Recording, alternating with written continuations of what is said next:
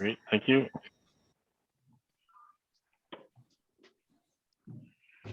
Okay, I see the gang is all here, so we'll try to get this show underway. I'll call our regular council meeting July 12th to order.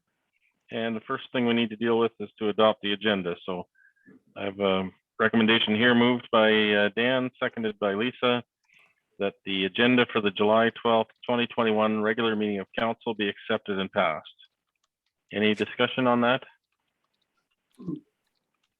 All those in favor? That's carried, thank you. Then we'll move on to disclosure of pecuniary interest on any items on today's agenda. I have none to declare. Councillor Burke? No. Councillor Yate? No. Councillor Hearn? No. And Councillor McCabe? No, I do not. Okay, thank you, everyone. We have a couple of presentations on our agenda this afternoon. First is, I think it's Jensen Williams, public educator, Guelph Wellington Women in Crisis. I'm just moving her into the meeting as a participant. There she is. Jensen, you just need to, there you go. Welcome, Jensen. Well, thank you so much for having me. If it's okay, I can start sharing my screen. I have a short presentation for you folks today.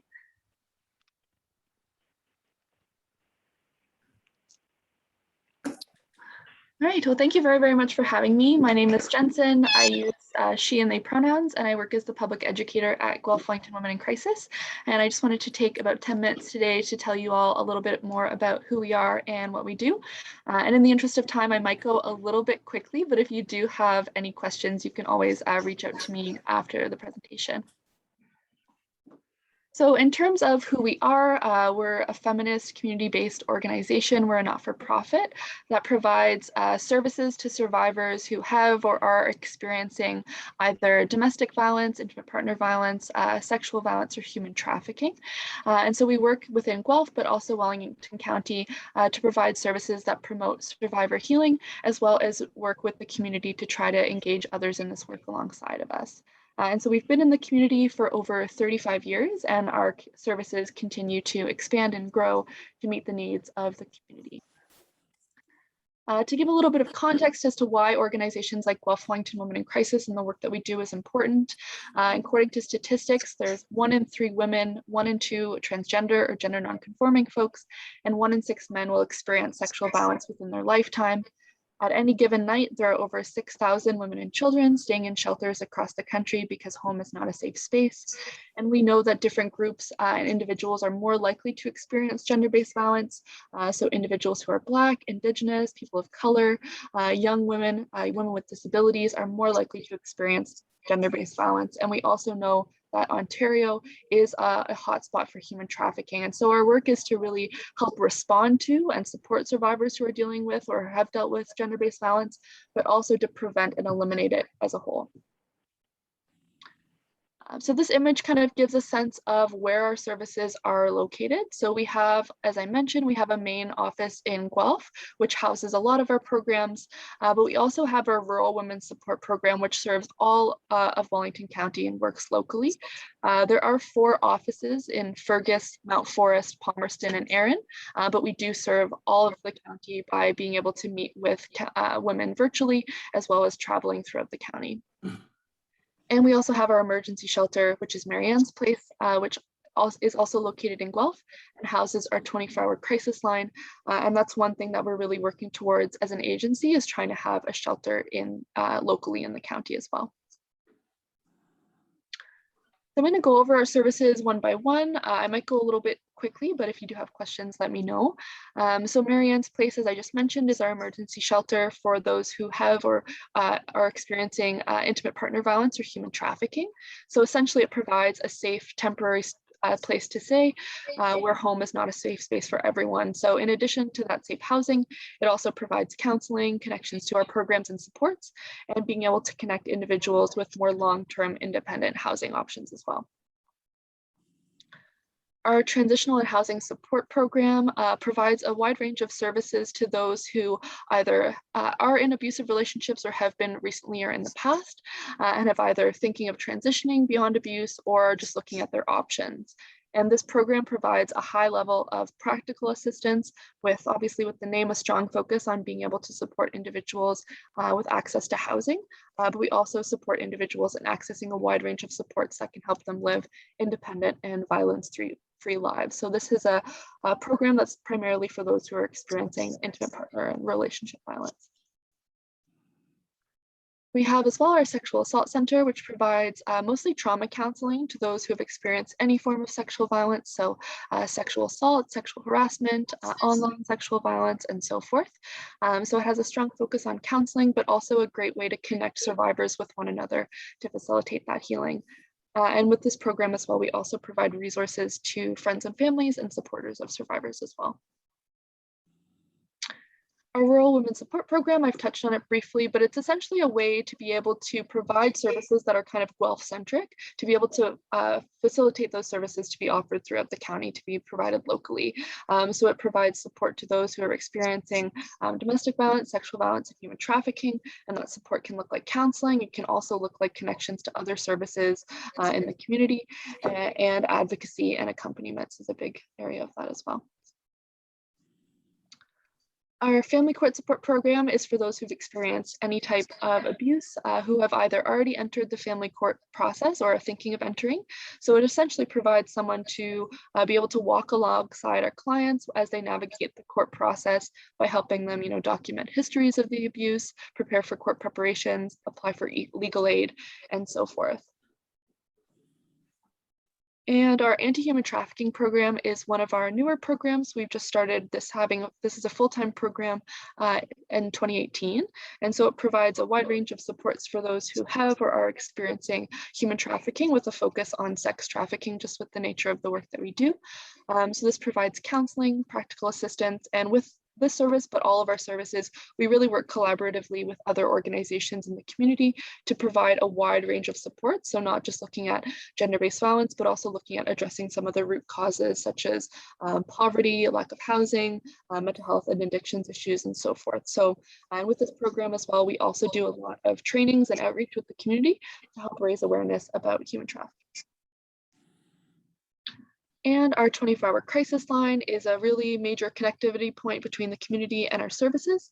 And so it can provide that immediate emotional support, someone to listen to, can also provide intake and information about our programs and services. And anyone can call our crisis line. And if there is services that we're not able to provide, we're also happy to always refer to other organizations in the community. And finally, my program, which is public education. So I don't work with clients, I work with amazing community members such as yourselves to help raise awareness about gender-based violence and using education as a tool to prevent gender-based violence, because really the more we know, the more that we're able to do to help. So we provide free workshops and trainings to community groups, to clubs, to schools, as well as professional development trainings for workplaces, and helping to disseminate resources to the community. And we also run educational and awareness events throughout the year. So each year we do annual events such as Take Back the Night, which is coming up in September, as well as a vigil on December 6th for the Montreal Massacre, and so forth.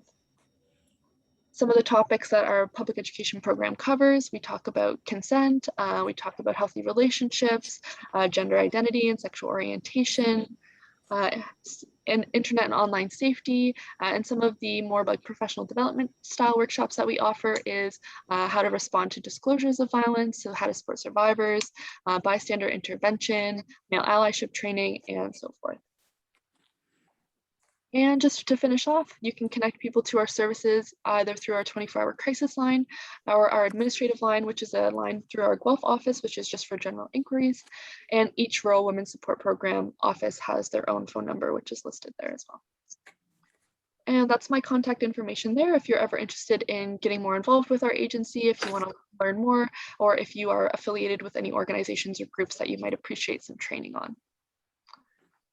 And if you are looking to get more involved and get more information, like I said, we have awareness days and months and events throughout the year. The next one that we'll be holding is Take Back the Night. I don't have the date listed here, but it's September 16th, and that's going to be happening virtually from 6:30 to 7:30 p.m. And we would love your support and appreciate if anyone would like to join us on that date. And you can always, like I said, reach out to me if you are ever wanting to get more involved. That was a lot, but thank you very much for having me. And I'll just pause to see if anyone has any questions. Jensen, if you just stop sharing the screen, it's difficult for the mayor to see there. Perfect, thank you. Thanks, Jensen. Steve, I see you have a question. Thanks, Jensen, for this important presentation. It's good to get this out, and hopefully we can put it on our website and everything like that. I just had actually two little quick questions. On your contact, it doesn't look like your first phone number is right. Looks like it's missing a digit. Oh, it might be. I just wanted to make sure we had that clear for our website. Okay. And then, how has this pandemic affected your work and parts of your presentation that you've had here today? Yeah, that's a great question. Thank you for asking that. In terms of, we've recognized that it's just the barriers to accessing our service are higher than ever before. There is already a lot of barriers that come with, sharing your story and speaking up and seeking support. And with the pandemic, we're not able to necessarily deliver services, a lot of them in person. We've had to shift a lot of our services for the first time to be primarily virtual. So that's been an adjustment for us and also for our clients, especially for those living in the county in areas that might not have great internet access and stuff like that. So the barriers to accessing service have definitely been challenging for us in terms of we know that these issues are still happening and that there are folks who need support, but the ability to safely make a crisis call or safely visit our website has been more challenging with those who might be isolating with abusers at home.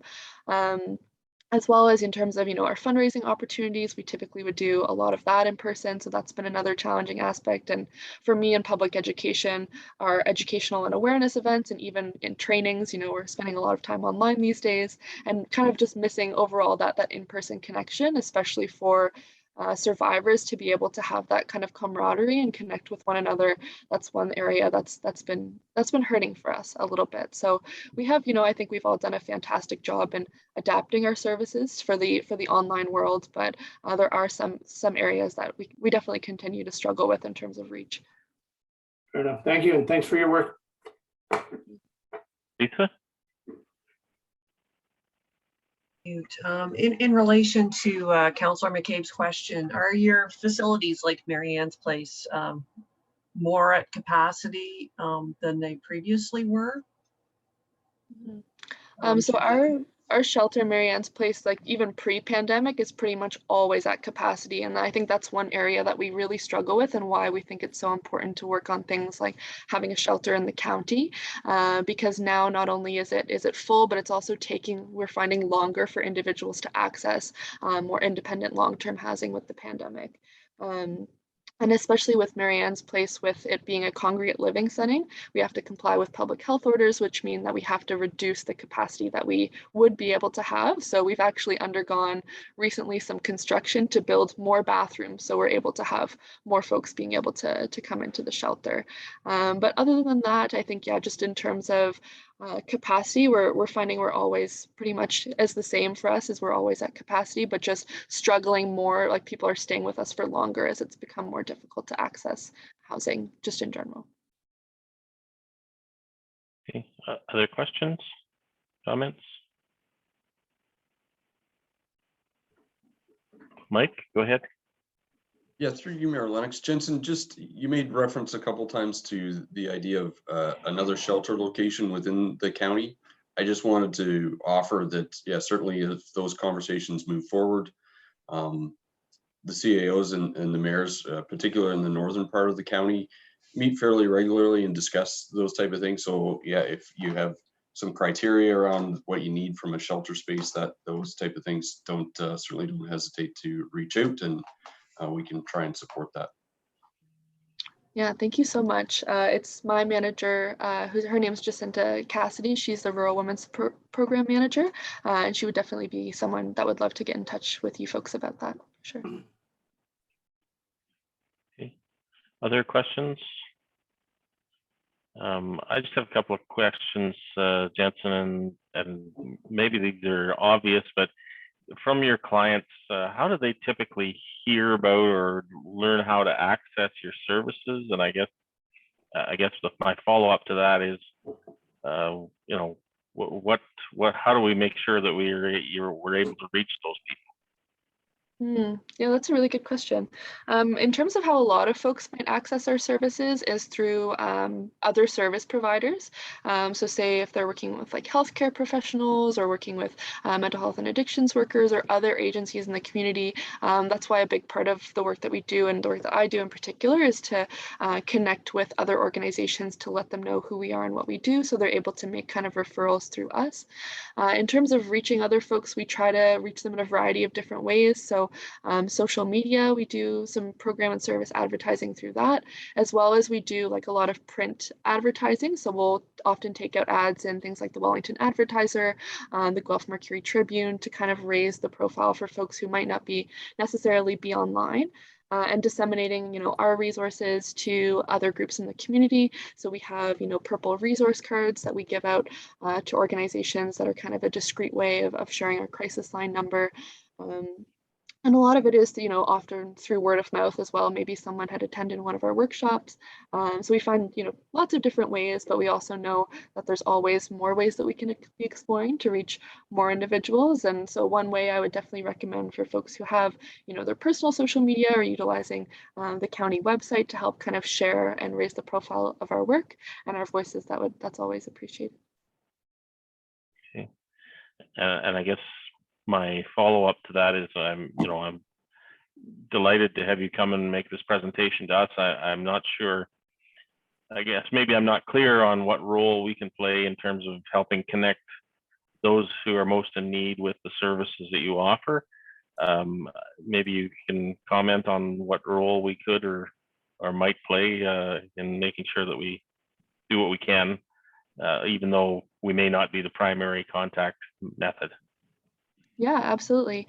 So, you know, you might be chatting with your constituents, with folks in the community, and having just the awareness and the knowledge of the services and programs that we offer.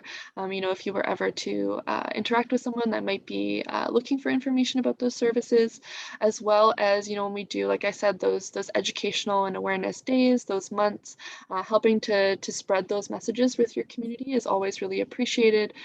Particularly, you folks might have, you know, a different reach than we would. So just sharing the messages that we are sharing far and wide. And, you know, if there are occasions and times where we need your support on something, you know, knowing that your doors are open is helpful and appreciated for sure. So I think, you know, it's more helpful that everyone has this information regardless of, you know, your walk of life or where you come from or whether you have experiences in this or not, to be able to help share that information with others. Because, you know, we are a community-based organization. Primarily the way that we work is working, you know, collectively with lots of different organizations, lots of different levels of individuals. So I think just kind of that general awareness of who we are and what we do. And if this is ever something, if you ever want to, you know, raise awareness on your own and want to collaborate with us, that's definitely, you know, always an option. We love working with other people in the community. Okay, thank you. Any other questions, comments? Well, I'm sure we all wish that no one needed your services, Jensen, but we're happy that you're there to be able to provide it, and I appreciate you coming and sharing information with us today. Great. Thank you so much for having me. Take care. Thank you. Okay, next up we have a very different presentation. We have I see Murray Short from RLB. Are you giving us the presentation today, Murray? I am, yes. Thank you. So the financial statements for 2020. So Yes. welcome, Murray, and I'll pass the floor over to you. Sure. Thank you very much, Mr. Mayor, members of council. Appreciate the opportunity to present the draft financial statements as well as our graphs with some key operating measures. They're found in your package starting on page 21. The graphs are starting on page 44. So I'm going to share my screen here and jump to the financial statements. Before I get to them, though, I do want to thank township staff. It's quite a process getting to this point where we're providing draft financial statements for review and approval by council. So I do want to thank Adam and Mary Jo in particular, but the rest of the township staff for their diligent work over the course of the year, but also with supporting us through the audit process. As you can imagine, it becomes even more onerous and maybe in some ways a little more challenging doing everything remotely, whereas we'd prefer to be in your office doing the audit face to face and being able to kind of grab documentation more readily. So it is an onerous process, but we do thank the township staff for their work with us over the audit. So I'll try and cover the financial statements themselves on a fairly high level, fairly quickly, but please do jump in with any questions that you may have as we go or when I'm done. And then, as I said, I'll get to the graphs that give a bit more context to some of the numbers. The audit report itself is on pages 3 and 4 of the financial statements, is pages 23 and 24 of the council package. Most importantly for today's discussion is the second paragraph here under the opinion heading. It's our clean audit opinion that the financial statements are presented fairly in accordance with Canadian public sector accounting standards. So that's the clean audit opinion your municipality is looking for from us as the culmination of our audit process. The rest of the report gives information on kind of the audit process itself, the responsibilities of management and those charged with governance, which ultimately is council. And the only context to that as far as council's responsibility is saying that you're responsible for overseeing the financial reporting process for the corporation. The rest of the audit report is a number of bullets and information on our responsibility as your auditors. And it will be dated today's date. It's presented in draft for your review. Subject to your approval, then we'll finalize the audit report itself. So moving on to the next page, it's the consolidated statement of financial position or the balance sheet for the organization. You can see up at the top the financial assets. In the middle section is the liabilities, and the net of those two things is the net financial asset position for the township. Down below that, we have the non-financial assets, most of which is comprised of your tangible capital assets, your buildings and vehicles and infrastructure. And the net of all of those things is your accumulated surplus. So I'll just highlight a few points here. You can see the cash position of the municipality is down by about $2.6 million. That's really largely because of the fact that the municipality spent quite significantly on new asset purchases in the year to the tune of about $11.6 million, that being in excess of the amount of money coming in through your operating activities. And we'll get to that in a moment, but basically the kind of high level story when it comes to cash is you spent more cash on asset purchases, roads and so on this year, and that drew down your cash position somewhat. Rest of the assets you can see are generally fairly consistent. There's kind of the usual expected changes in receivables and payables. You can see accounts receivable. The trade and other receivables line is down by about 300,000 or so. That's primarily just HST rebates, fewer outstanding at the end of this year versus last year. Taxes receivable up slightly, and that's not surprising. We're seeing that kind of more or less across the board with a lot of our municipal clients. I think largely as a result of the pandemic and people facing maybe more challenges to cover their tax bills and pay them on time. So that balance is up slightly.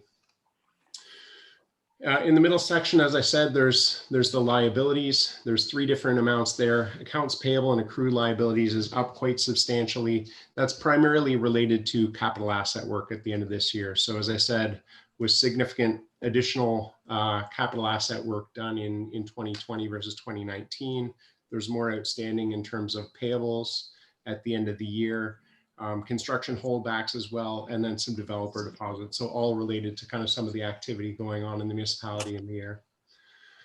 Deferred revenue is primarily some of your obligatory reserve funds. The reason for the increase there is primarily because of development charges, and we'll get to a note that shows the changes in those deferred revenue amounts, but it's primarily because your development charges reserve fund has increased, that balance has increased.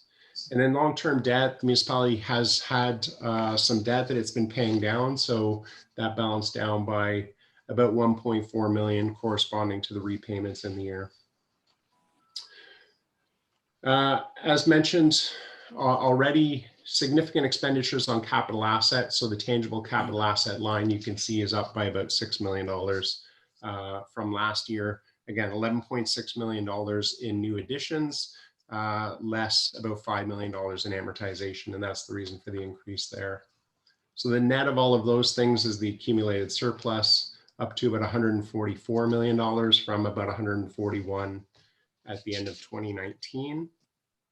The difference between the two is your surplus on the year, and I'll get to that on the next page. So this is the statement of operations on page 6, council package. It's page number 26, and this shows the revenues and expenses for the year.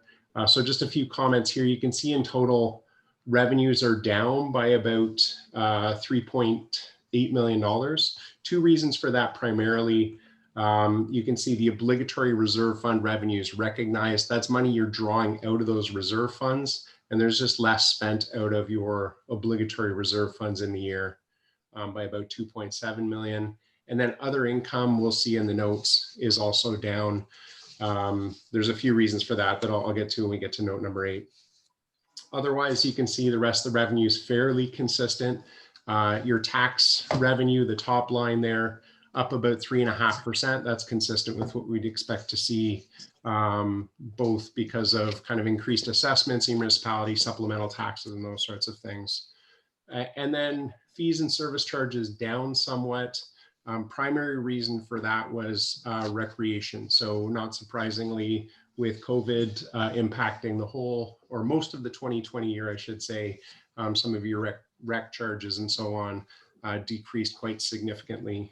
And that's the reason for the decrease in your fees and service charges line. On the expense side, you can see also a decrease, but only about $600,000 or $700,000. And the splits here we'll see in Schedule 1, where it breaks it out by department and by type.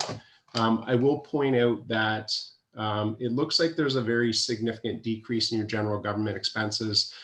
There was just a more of an allocation process of some of the overhead costs from the office staff and other costs split to allocate some of those to other departments related to kind of staff time related to serving, some of the other departments' work. So that's the reason for that decrease.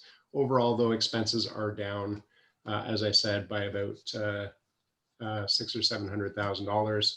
The net of the revenues and expenses is your annual surplus of $3 million.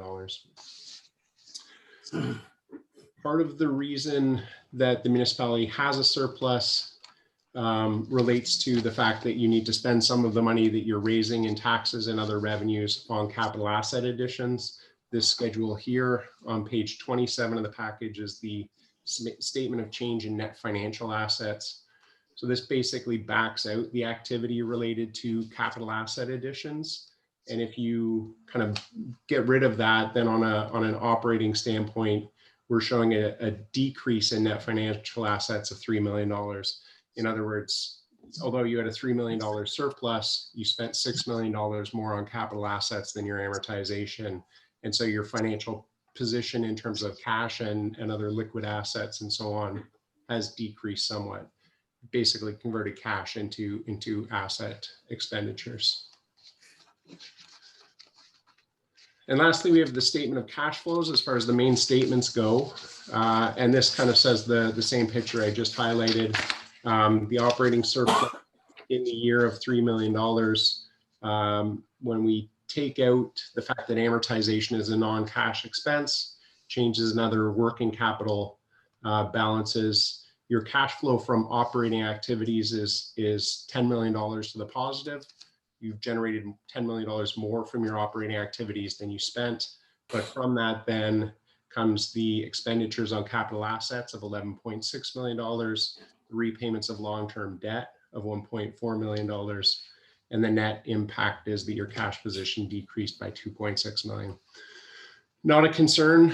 The municipality has significant cash. When we get to the graphs, we'll see your reserves and reserve funds are well funded. So it's not a concern that your cash position decreased.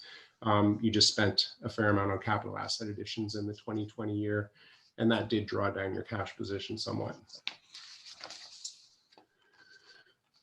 So the rest of the statements are the notes. I'll cover them fairly quickly. Note 1 is accounting policy information, which I won't cover unless there are any specific questions. There's a lot of information there on accounting policies and how transactions are recorded in the municipality's books. I'll skip right to note number 4, whoops, here on page 12, which would be page 32 of the council package. So on the statement of financial position, there's some long-term receivables. This just shows the balances outstanding. They're kind of generally being drawn down or paid down over time. And so those are some of the longer term receivables rather than kind of your short-term ones like taxes and so on. We have the investment in Wellington North Power. So the municipality owns 96.71% of that entity. And so this just shows kind of highlights of that investment as well as its financial statements, just because you have a controlling interest in that corporation. Deferred revenue, again, is primarily the obligatory reserve fund. So that's your development charges, recreational land, a Main Street grant, and then gas tax funding, your federal gas tax monies. And this just shows the changes from the end of 2019 to the end of 2020.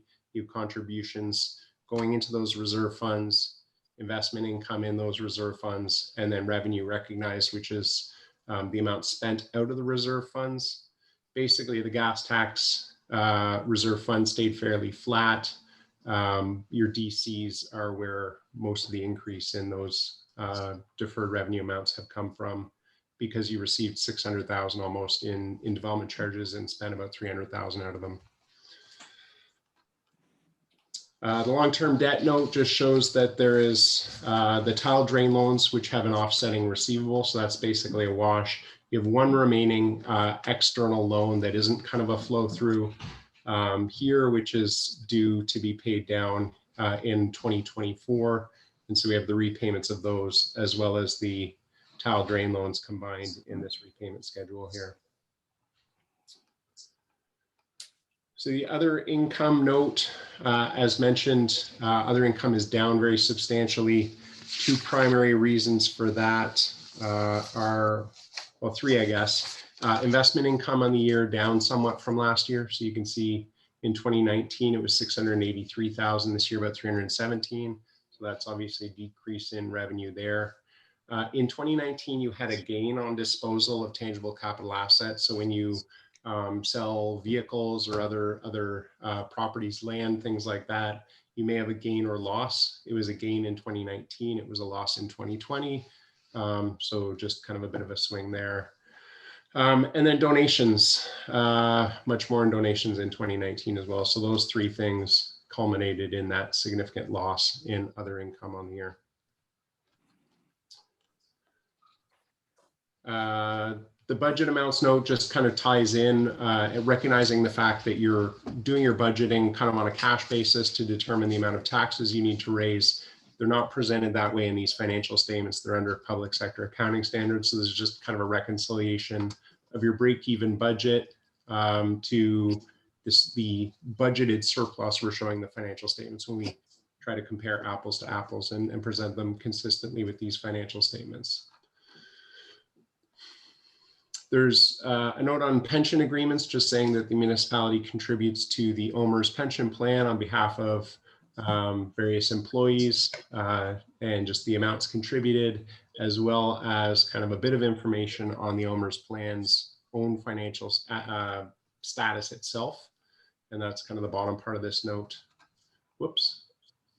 Note 12 just indicates that you collect taxes for and pay them out to the county and school boards. So that just showing the amounts here. Those aren't reflected elsewhere in the financial statements. It's not your money to keep. You just receive it and flow it through. So it's not sitting in your revenues or expenses, just included in this note for informational purposes. Note 14 is just informational about the various services provided by the municipality to its residents. And we have a note on COVID-19 just saying that there's a lot of uncertainty caused by the pandemic that may impact the corporation in uncertain ways. It's just kind of a generic note. We're not suggesting that there's any significant impact to the municipality in the sense of kind of a going concern assumption or anything along those lines, just to say that there's uncertainty that may impact the municipality heading into the 2021 fiscal year. Lastly, we have some schedules. As mentioned, the expenses in the statement of operations were broken out by department. So these numbers here will correspond to that statement.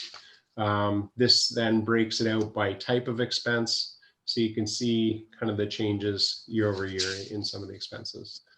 Not too much additional to comment on there. We have the statement of tangible capital assets that just shows the changes in asset by type. As mentioned, significant expenditures this year, $11.6 million. Some disposals, which you can see coming out. And so then we have kind of amortization and the net balances by each type of asset across the board. Most of the additions in the current year coming from your water and sewer systems, as well as roads, not surprisingly being your biggest components of your infrastructure as a municipality. And the last schedule before the trust funds is the schedule of accumulated surplus. I've highlighted 3 amounts here. These are slight changes from the version that was in the council package. So I was asked to kind of highlight them specifically. It was just kind of a correction of how some of the capital assets were funded in the year. The unexpended capital financing number is about $1.2 million lower than what was in the council package. The general surplus is higher by about $1 million, and the capital reserve funds here are about $100,000 higher than what was in the council package. So it's a reallocation of how some of the capital assets were funded in this version that has been updated from what was in the council package. And this schedule just breaks out that accumulated surplus that we saw in the first few pages of the financial statements, the $144,000. Most of that is your investment in your tangible capital assets. Not surprisingly, you're spending a lot of money on infrastructure that is kind of sitting on your books, and it's your investment in that, which is 121 million out of the 144 million total. You have reserves and reserve funds, which total about $14 million. And then the balance are some of these things, part of which is a $5.5 million investment in Wellington North Power. Lastly, we have the trust funds. Separate audit report saying the same thing. It's the same clean audit opinion. Just scrolling to the schedules themselves. There's 3 different funds shown here with some cash investments and deferred revenue in the case of the cemetery care and maintenance fund, and just showing the activity there. Not too much to comment on as far as the trust funds are concerned. So those are the financial statements themselves. Again, glad to answer any questions now, or I can jump right into the graphs as council sees fit. Okay, any questions for Murray at this point? Go ahead and speak up as I can't see you. No, I'm good. I'm good, Andy. Thank you. No, I'm fine. Okay. Okay, Murray, sounds like we can go to the next step. Okay, great. So So as we have in the past, we're presenting some graphs that just give a bit more context, as I said, to the numbers I've walked through. Some of these will compare your municipality to some of our other municipal clients. Some of them will look a little different than we've presented in the past. We've changed a few of them, just hopefully to make them a little more meaningful. But this one on the first page is very consistent with what we've shown in the past. It's just a breakout of expenditures by department in the graph, and then with kind of 5 years of comparatives down at the bottom. Not surprisingly, transportation services and environmental services being your two largest. Again, that's where kind of a lot of your infrastructure investments are. That's where a lot of the expenses are as well as a result. So the second graph at the top of the second page is a new one. We're showing cash equivalents as a percentage of total annual cash outflow. So it's just showing kind of the financial position of the municipality relative to the amount that it's spending over the course of a year.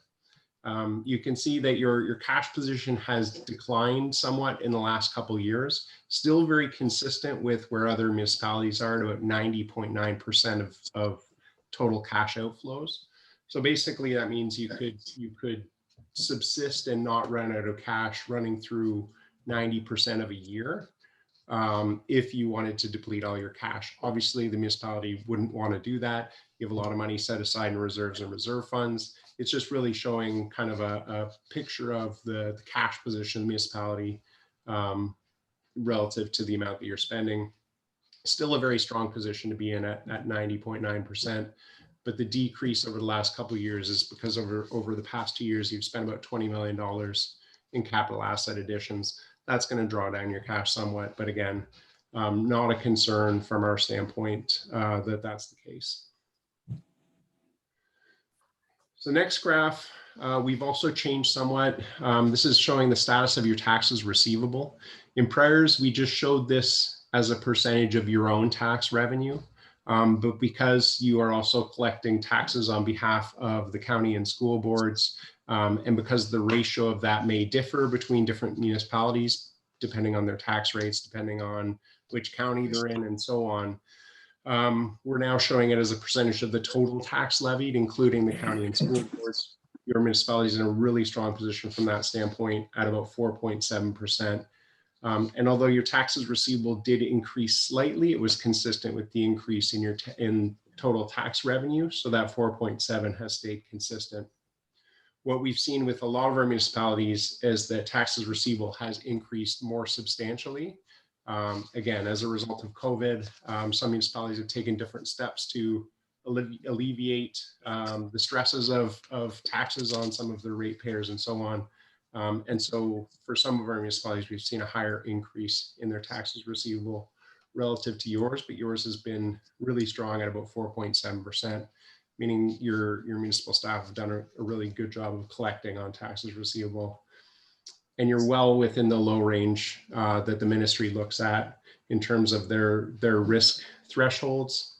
They would consider anything below 10% to be low risk, and you're at 4.7. So no concern from that standpoint. So the next graph at the top of the third page just shows long-term debt as a percentage of total tax revenue.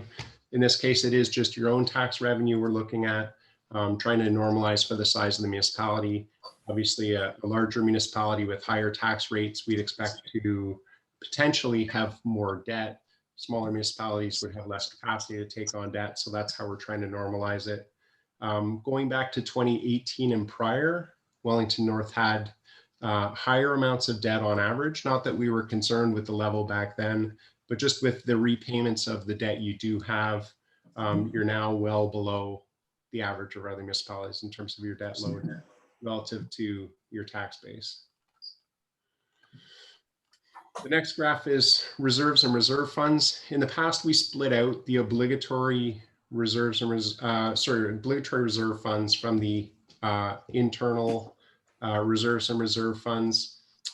This year we've combined them. Basically, they're all reserve funds. It's all money available to the municipality for various purposes. And so we felt it more meaningful to just combine them.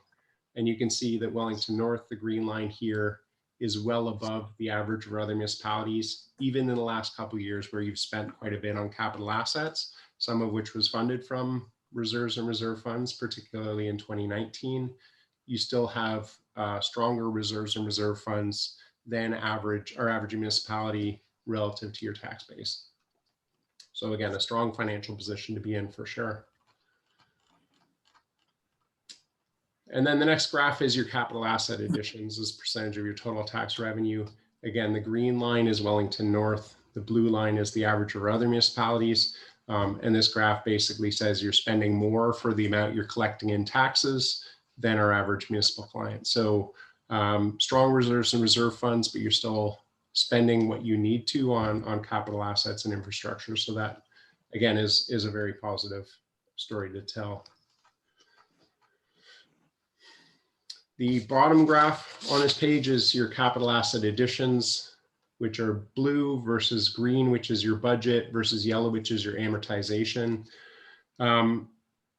Not surprising that you're spending less than budgeted each year. We see that across the board with a lot of our municipalities. There's kind of projects put in the budget, but then with timing delays and so on with projects, projects get pushed into subsequent years and then wind up in that year's budget as well. So, so typically we would see the amount actually spent to be less than budget.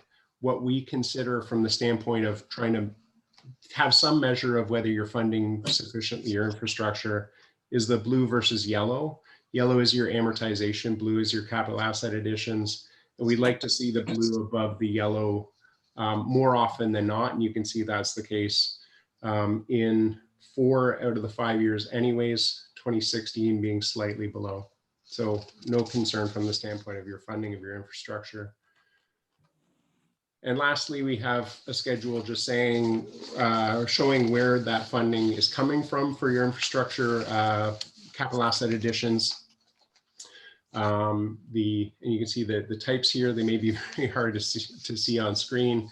The purple are capital grants. Those are fairly static, funding a small amount of your infrastructure. The turquoise and green colors are your reserves and reserve funds. So you can see in 2019, as I mentioned on a previous graph, quite a bit funding, quite a bit of your capital asset additions funded through that. The orange are your tax levies, and then the yellow here is unspent previous year's capital funding. So that is just money that you collected for capital purchases that hadn't been spent in previous years. That made up a majority of your capital asset funding in this year. So those are the graphs. Again, glad to answer any questions. I will stop sharing those so that we can kind of have everybody up on screen, but glad to answer any questions the council may have. Any questions for Murray?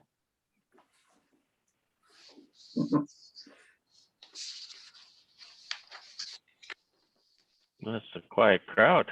I guess. Steve? Thanks, Murray, and good to see you again.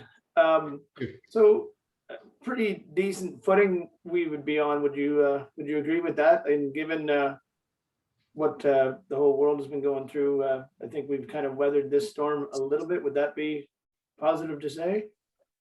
Yeah, I think so. I think, as I said, the pictures give a bit more, the graphs give a bit more context to some of the numbers. Financially, the municipality is in strong shape, no question. What I always try to caution council when I make these presentations is, I'm an accountant, not an engineer, so I can talk about the status of your reserves and reserve funds, your cash position, all those sorts of things. What I can't do is tell you what your needs are going to be going into the future for those reserves and reserve funds and cash. But certainly your reserves and reserve funds are well funded. The municipality is in a good financial position in terms of its cash and financial assets. And your reserve funds are well funded, as I said. So from that standpoint, for sure. But again, I don't know what your capital asset or infrastructure needs would be relative to other municipalities, and I wouldn't want to comment on that part of it. Go ahead, Steve. But given what we've just seen, we're still not in bad shape to for those future needs as Sure. Yeah. in a snapshot. Great, thank you, and would thank all the team to that helped you as well, especially our staff as well. So thanks to our staff and to RLB as well. Thank you. Okay. Any other questions for Murray? Okay. Don't see any others. I will add my thanks to you, Murray, for your presentation. It's easier to present good news, and see you're presenting good news for us again this year, and thank you for that. But I think I would be remiss if I didn't mention that our staff play a huge role in keeping us in a strong financial position, and I think they deserve a lot of credit for helping to get us where we are and keeping us there and looking after our needs for not only the finances but our infrastructure as well going forward. So thanks to all of our staff for all their work on that as well. For sure. Thanks, Murray. Good. Thank you very much. Take care. Hey, Murray. Bye. Mike? Mayor Lennox, and Karen can correct me, but I think there's a resolution related to the financial statements. Yes, there is on my list here anyway. So I have a recommendation here moved by Sherry, seconded by Steve, that the Council of the Corporation of the Township of Wellington North received the draft consolidated financial statements for the year ended December 31st, 2020 as amended. And further, the council authorizes staff to allocate general surplus pursuant to the reserves and reserve funds policy 006-19. Any questions or comments on that recommendation? Okay, all those in favor? That's carried. Thank you. Next up, we need to recess from our council meeting to go into our public meetings for, I guess it's just the Committee of Adjustment meeting. So I have a recommendation here moved by Lisa, seconded by Dan, that the Council of the Corporation of the Township of Wellington North recess the July 12th, 2021 regular meeting of council for the purpose of holding a public meeting under the Planning Act at 2:52 p.m. And this is in regard to minor variance for Craig Mata and one for Sherry Bryan. All those in favor? That's carried. Thank you. So we're recessed from our council meeting. We'll switch now to our Committee of Adjustment. And with that said, I'll call the Committee of Adjustment meeting to order and ask if there's any disclosure of pecuniary interest. Sherry? No. Dan? No. Lisa? No. Steve? I have none. And I don't have any either myself. So we'll deal with the minutes of the previous Committee of Adjustment meeting from June 28th, application A09/21. And the recommendation moved by Steve, seconded by Sherry, that the Committee of Adjustment meeting minutes of June 28th, 2021, A09/21 be adopted as presented. Any questions or comments on those minutes? All those in favor? That's carried. Thank you. Excuse me, Our next, Mayor Lennox. I just wanted to let Mata and Sherry Bryan know that you have been moved into the meeting as a participant. So if you take your camera and if you turn your camera on and your microphone's on, you will be seen and be heard, and we are being recorded. Thank you. okay, thank you, Karen. So our first application is A10/21. This is for Craig Mata.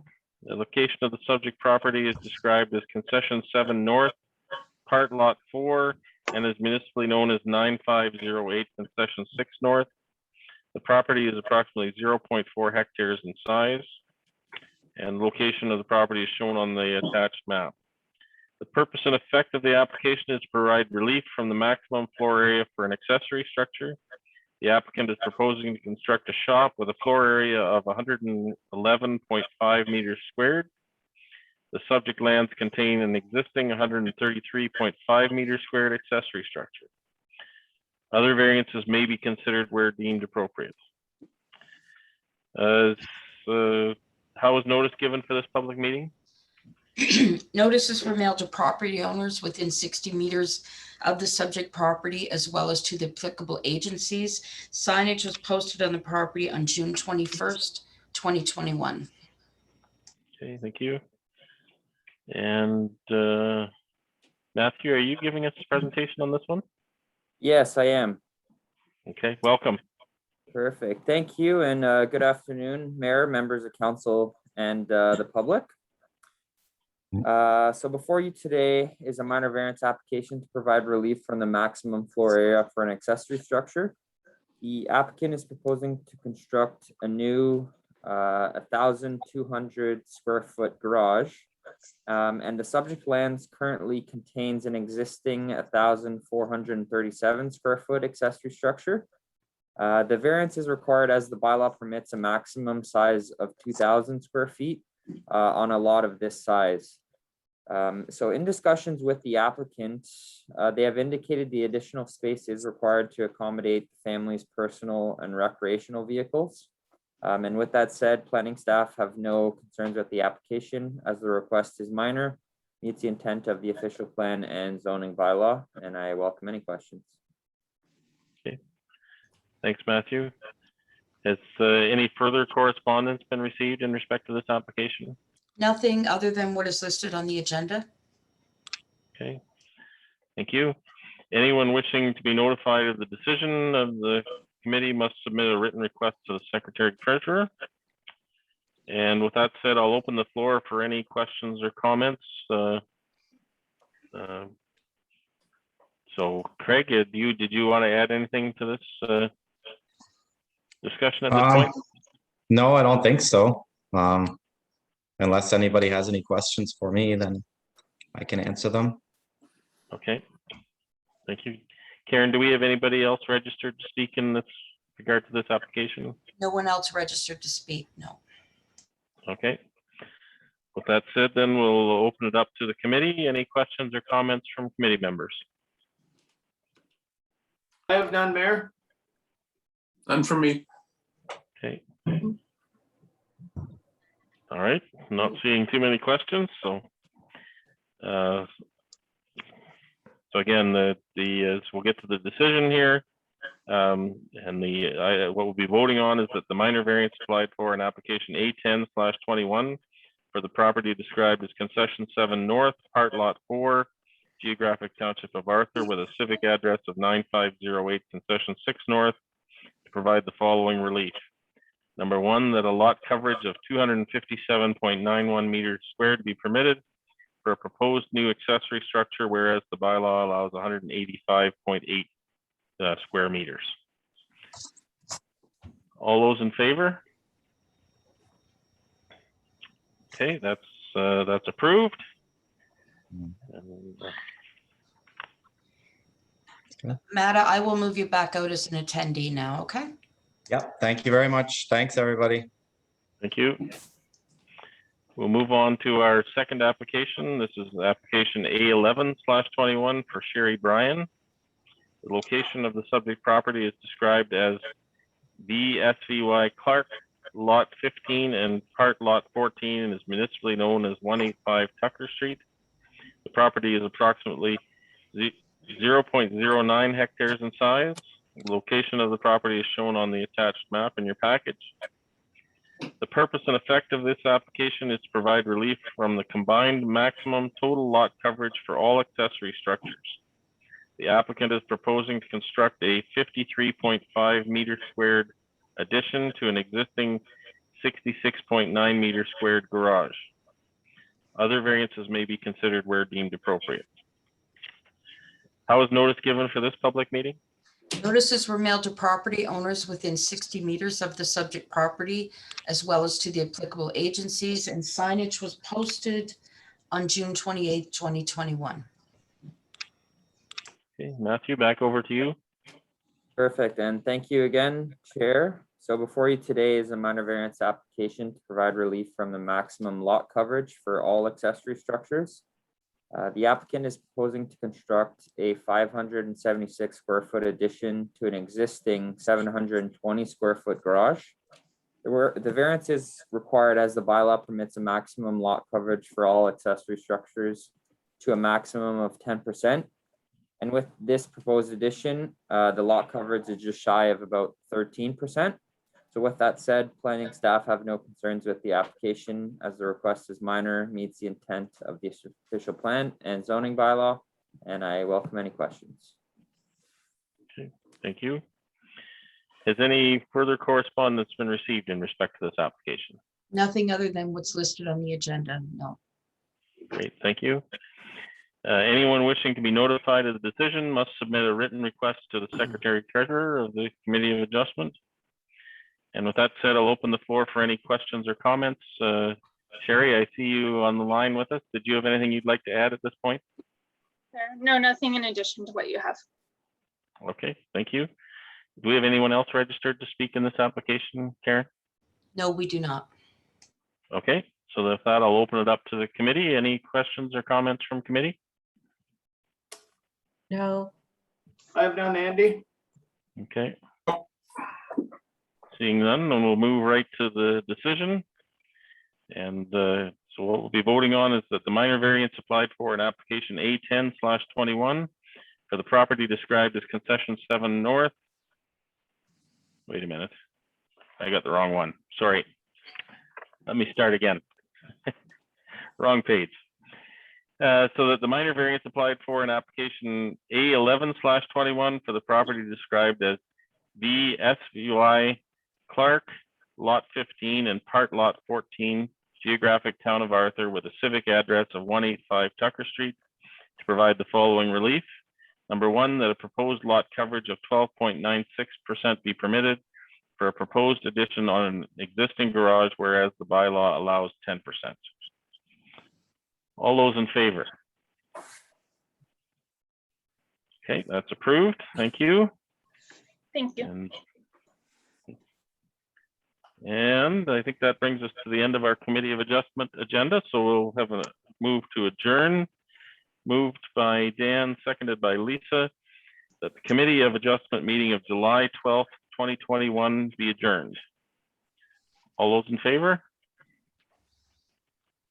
That's carried. Thank you. So that ends our Committee of Adjustment. We'll move back to our regular council agenda here. And we'll resume our regular council agenda, moved by Sherry, seconded by Steve, that the Council of the Corporation of the Township of Wellington North resume the July 12th, 2021 regular meeting of council at 3:02 p.m. All those in favor? That's carried. We have a deputation this afternoon. Is Michael with us, Karen? Michael is with us. Michael, did you want our Evan and Steve also to be moved into the meeting? If Steve's on, yeah, you can bring him on. Okay. He's just here for any questions. So we have Michael DiBiasio, North Arthur Development Concept. And whenever you and your team are ready, Michael, the floor is yours. All right, thank you, Mayor Lennox and Council. I'm just gonna share my screen here. All right, thank you for the opportunity to present our vision for North Arthur this afternoon. We'll try to keep it brief. This was under the suggestion of Mr. Givens to have a pre-public meeting to introduce our project. We've spent some time planning for the North Arthur block, and wanted to just take a little bit of time to explain our vision and how we see the development moving forward. Just to start, we have a mix of product that we brought into this project. Our focus is to have attainable housing for everyone in the community. So we have a mix of townhouses, multifamily, and single-family homes. We've also spent time speaking with our neighbors to the west and to the east and northeast in order to work harmoniously together to plan this block. Mr. Coffey, who's the owner to the west, has been very cooperative in working with us to ensure that we have a very thoughtful transition between the residential that we propose and the employment lands. So there will be a consideration for uses on that land that abut these lands to be limited to class 1 uses in a specific buffer area, so that we're satisfying these 6 guidelines adequately. We also have a 20-meter buffer that will separate the residential from the future employment.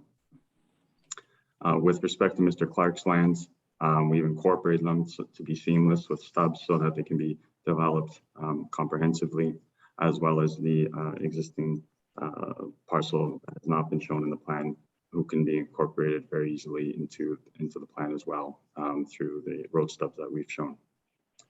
Overall, we're very excited for this development. We believe it will be a very positive addition to the community. We have a trail network that we have incorporated into the plan. We have the existing school that we think will benefit the community greatly. We've also considered the future of Macaulay Road and Macaulay Street into this plan, into the future employment lands as well, and have made considerations accordingly. Have brought this to the attention to our traffic consultants to ensure that we are able to allocate space and plan around that particular street. Going forward, we have in advance of a public meeting that we anticipate taking place later this summer, we'll be having a voluntary public meeting July 22nd from 5 until 7 p.m. Steve, Evan, myself will be made available to the public. We have sent notices out through Canada Post last week to field any questions in advance of our public meeting in order to be proactive in considering the public views. This is to complement this plan to council in order for us to be proactive in understanding any changes that we think will be appreciated to see this plan move forward. We've also been kept up to speed with the MCR process, as you know, that's being undertaken by the county. We've made submissions to the county for employment land request conversion. Again, these lands were identified as the candidate conversion piece in the community plan in 2018. We have referenced that in our submission that was made in early May to Sarah Whitlam and the County of Wellington staff taking on that process. We will also be submitting comments on phase 1 of the MCR growth allocation report that was released a couple of weeks ago. Our submission will be made later this week that will identify the growth that's been allocated to Wellington North. That identifies, the deficit of residential land in the community and the surplus of employment land. We have a land needs report that supports this information that we undertook privately, and we are looking forward to having the opportunity to work with Watson, who was hired by the county as the economist, to share our findings in order to support the conversion of these lands. Again, thank you all for taking the opportunity to consider this proposal. We are looking forward to working with the community in seeing through what we believe is a great concept and a great development for the north part of Arthur to bring on much needed housing. We are looking forward to working with the community and working with our neighbors to have a thoughtful plan go forward. I'm open to any questions if you guys have them, and Steve and Evan also can be made available here. Michael, if you could stop sharing, the mayor finds it difficult. He can't see. No problem. Thanks. Okay, I'll open the floor for questions.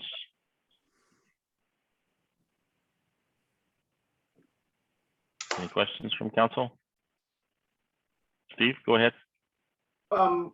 Thanks for this, Mike and Steve. What kind of a timeline are you thinking about for this development and project?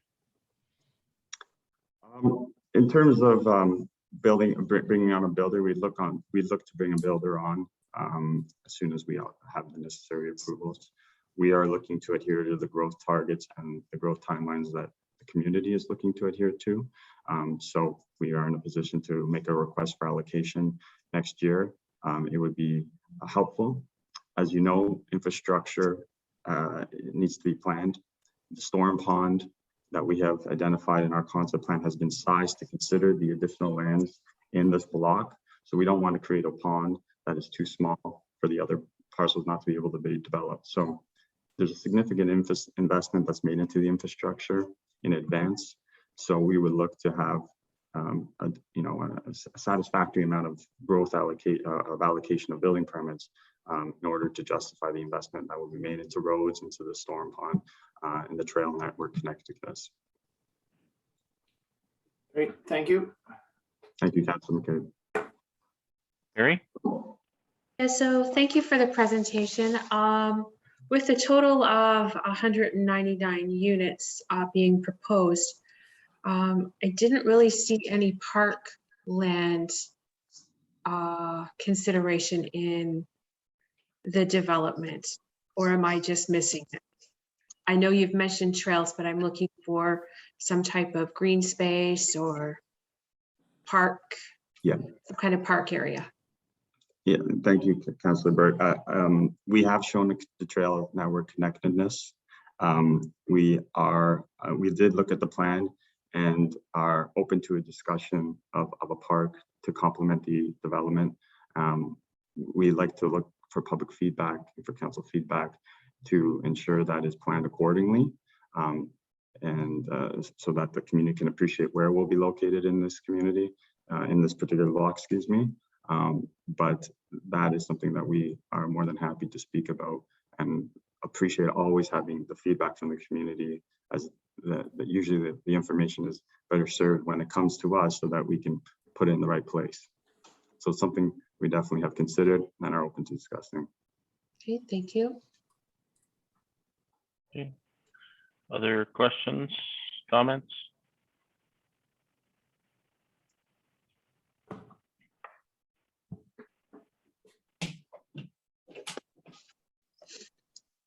So at this stage, we've seen a number of subdivision applications recently, Michael, as I'm sure you're aware. Yeah. This one, however, is a little bit different in that this one has to go through the additional step of an official plan amendment. Mm-hmm. So I'm assuming, just as you referenced with the parkland issue, that this is kind of concept at this point. There will be further refinements as we go forward in terms of where parkland might be allocated, housing types, those types of things. As I'm assuming that's still fluid at this point. Is that a fair assumption? We've submitted our application, Mayor Lennox, back in March. It's been deemed complete. We have our notices up. So we are going through the process, the official plan amendment process. We intend to put forward a development that makes sense for the community. So I would agree with you. The process is fluid. We do want to get it right. We have put down what we would be happy with in terms of product. We believe that the product that we put in place is a good combination of having town singles, multifamily, what the community can want to buy and can afford as well, right? So we want to make sure it's attainable. So, but to your point, yes, I want to make sure that we are putting forward a block plan, I want to call it, because there are a few owners that we are working with that everyone is on board with in terms of product. So that is critical. Getting feedback on the park will be great. I think it makes a lot of sense to incorporate the park somewhere in this development. We're thrilled to have the school and the trail. So we think that with all these amenities, a great development can take place here. And just one further item I had, and again, maybe this is too early in the process, but I think you're also aware of particularly our wastewater constraints in the community of Arthur, and additional growth pressures elsewhere. And I just wondered if you've given consideration to phasing this development. And again, I'm not trying to rush ahead. I just wanted to raise the issue. Yeah, it's a great point. I've spoken with Mr. Givens, who's been helpful through this process of understanding those constraints, and obviously our engineers have been speaking with the county, and we're aware of it. It's a decent sized development for the amount of units being proposed, and we believe a phasing program can be adequately accommodated, subject again to the infrastructure that we've talked about. The initial investment of the storm pond, of building a park, of all the roads, there has to be a bit of give and take in terms of how many units we can bring forward, how many houses we can bring forward, so that we are building those amenities and everyone can use them and they're not just sitting dormant. So we're aware of it. We have had our engineers look at low flush toilets and other technology items that we've used in other developments in Ontario to improve the amount of wastewater that is being generated by this development. We are excited for those opportunities. We are also very appreciative of and excited that the infrastructure has been prioritized for the wastewater upgrade plant number 2 in the June council meeting. So that is a good step forward, and we are looking to contribute in any way possible to assist with that process moving forward. Okay. Great, thank you. Any other questions from council at this point? So I appreciate you coming and taking the time to give us kind of the first pass, if I can call it that. And I would call it the Lennox. Yeah, we're looking forward to the next meeting. And again, thank you for this pre-public meeting. It was a great suggestion by Mike Givens. I think it's great that the vision can be shared, and we're looking forward to working with yourselves and council to bring forward this vision. Okay, great. Thanks very much. Thank you. Okay. Next up on our agenda, we have the minutes from our previous meeting. So the recommendation here, moved by Lisa, seconded by Dan, that the minutes of the regular meeting of council held on June 28, 2021 be adopted as circulated. Any questions or comments on those minutes? All those in favor? That's carried. Thank you. Excuse me, we're on to items for consideration. So let's pull out those items we want to have some further discussion on.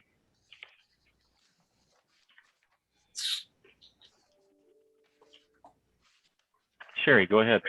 1C. 1C. Okay. That's the Mount Forest Ad Hoc Advisory Aquatics Committee. Yes, please. Thank you. Any others, Sherry? No, I don't think so. Okay. Steve, go ahead. I'd like 1B as well, Mayor Lennox. Okay. Rec Parks and Leisure Committee. Yes, thank you. And then 4A. Okay. That's a community growth plan. Mm-hmm. That will do it for me. Thank you. Okay. Anybody else have others?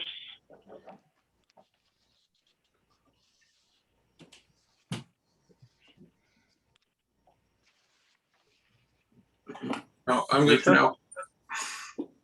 Okay, thanks, Dan. Go ahead, Lisa. Can we pull for 4C? That's the Saugeen Student Startup. Okay. Okay. Last call for any others. Karen? I was just wondering if council's interested in pulling the Trees for Woolwich program, because the recommendation is just to receive it. So if that's what you want to do, is receive it. Otherwise, we will need more direction. Okay. Sure, let's do that.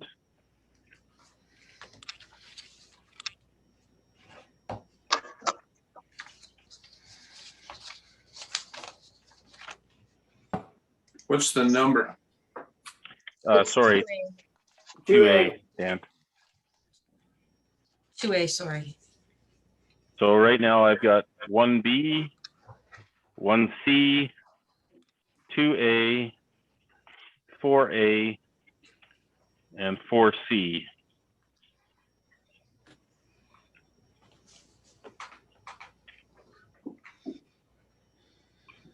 And there was another one here I wanted to, 5B as well.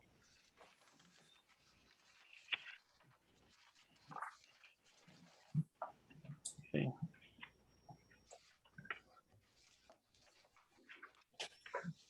unless there's any others, we'll proceed with approving the others. So a recommendation here moved by Steve, seconded by Sherry, that all items listed under items for consideration on the July 12th, 2021 council agenda, with the exception of those items identified for separate discussion, be approved and the recommendations therein be adopted. All those in favor? Okay, that's carried. And that brings us back to 1A. And we've got 3 different recommendations here. We'll start with the first one, moved by Dan, seconded by Lisa, that the Council of the Corporation of the Township of Wellington North receive the minutes of the Recreation, Parks and Leisure Committee held on July 6, 2021. And with that, I will open the floor for discussion. Steve, go ahead. Yes, thank you, Mayor Lennox, and we'll probably give some of the time to Councillor Burke as well. But just wanted to say that the meeting that we had on last Tuesday was great. We set some good priorities. I know staff has been had their nose to the grindstone all this year, and we continue to focus on the ball diamond, which we'll probably be chatting about a little later on, and then the excuse me, the Mount Forest pool conceptual design. But we're not forgetting about the dog parks, which are in our rec master plan, but we're probably going to, well, I know we're going to be pushing those out a bit as we deal with these 2 top priorities. Also, you probably will have seen or may not have seen the new logo, and I was going to invite Sherry to talk about this a little bit. I was invited to their ad hoc committee meeting, which was great. It's nice to be invited to that and see their logo for their fundraising. So Sherry, I would defer to you on this one. Okay, so I was going to speak to this later on, but just wanted to thank you, Steve, for coming to our meeting, and also the rec committee endorsing the logo that the ad hoc advisory committee has been working on for some promotional material, which is later on in the agenda. So we're just looking for support from council with regards to that logo. And just to touch on the logo, it's been designed in a way that it can be used not only for fundraising initially, but for future applications, depending on fundraising efforts and what the Mount Forest pool build will look like in the future. Thanks. Any other questions, comments?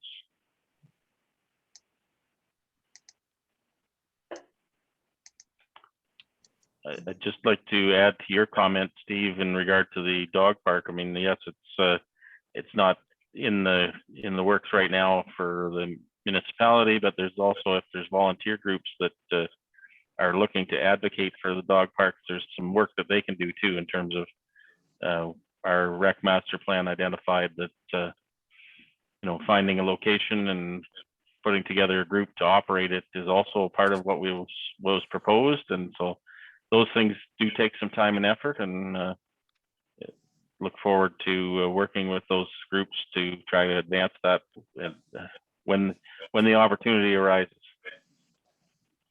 I couldn't agree more with you, Mayor, and we are sending letters out to that point as well to the various groups in Arthur and the Mr. Wetlaufer in Mount Forest, saying that yes, it's still on our books and we still need some help, and exactly what you said, we need to kind of work together to find a location as well. So,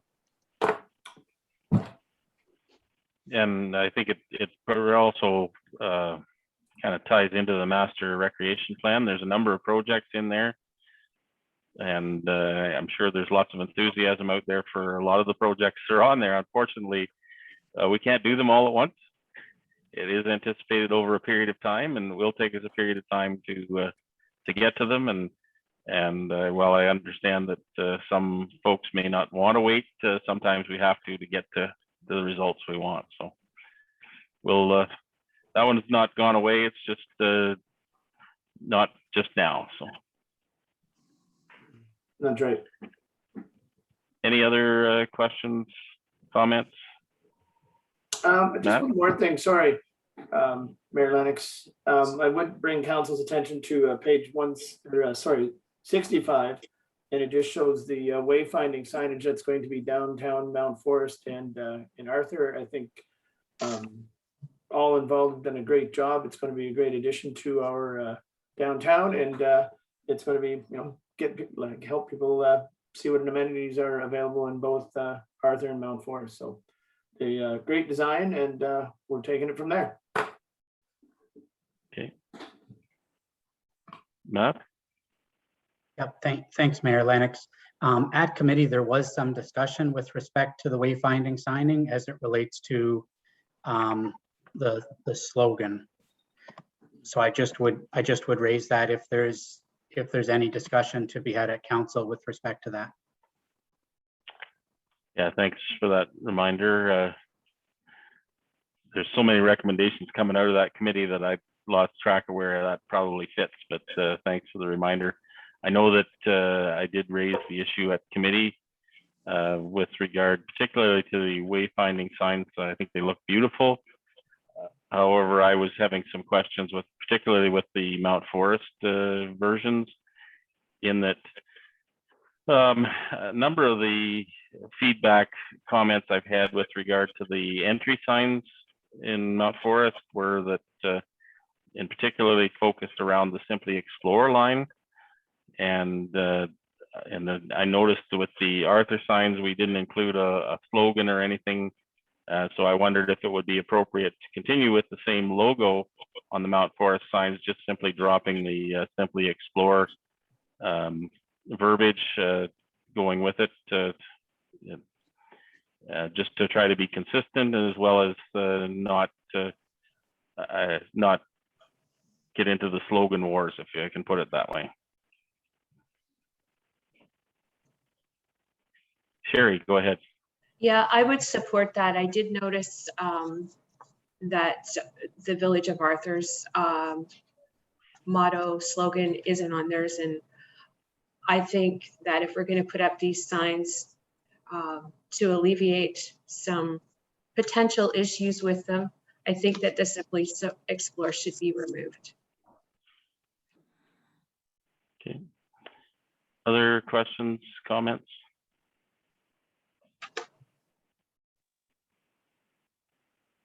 Okay, so I guess from staff's perspective, do we need a direction to that in that regard? I think that will come. You've got several recommendations here, and one of them is specifically approving the logo. Okay. So we will make that amendment when you get to that recommendation. Okay. Thank you, Karen.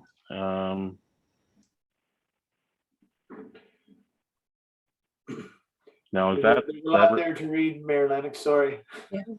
No, I'm just trying to make sure I understand where that's going to fit. The logo that we're referring to in the recommendation, is that not the Aquatics logo? Oh, right. I'm sorry. You're sorry.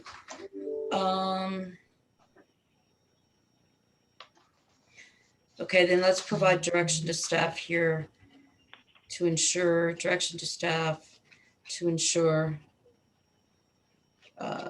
the Simply Explore verbiage wording is removed. Would you maybe include like the wayfinding signage? Is removed from the wayfinding signage.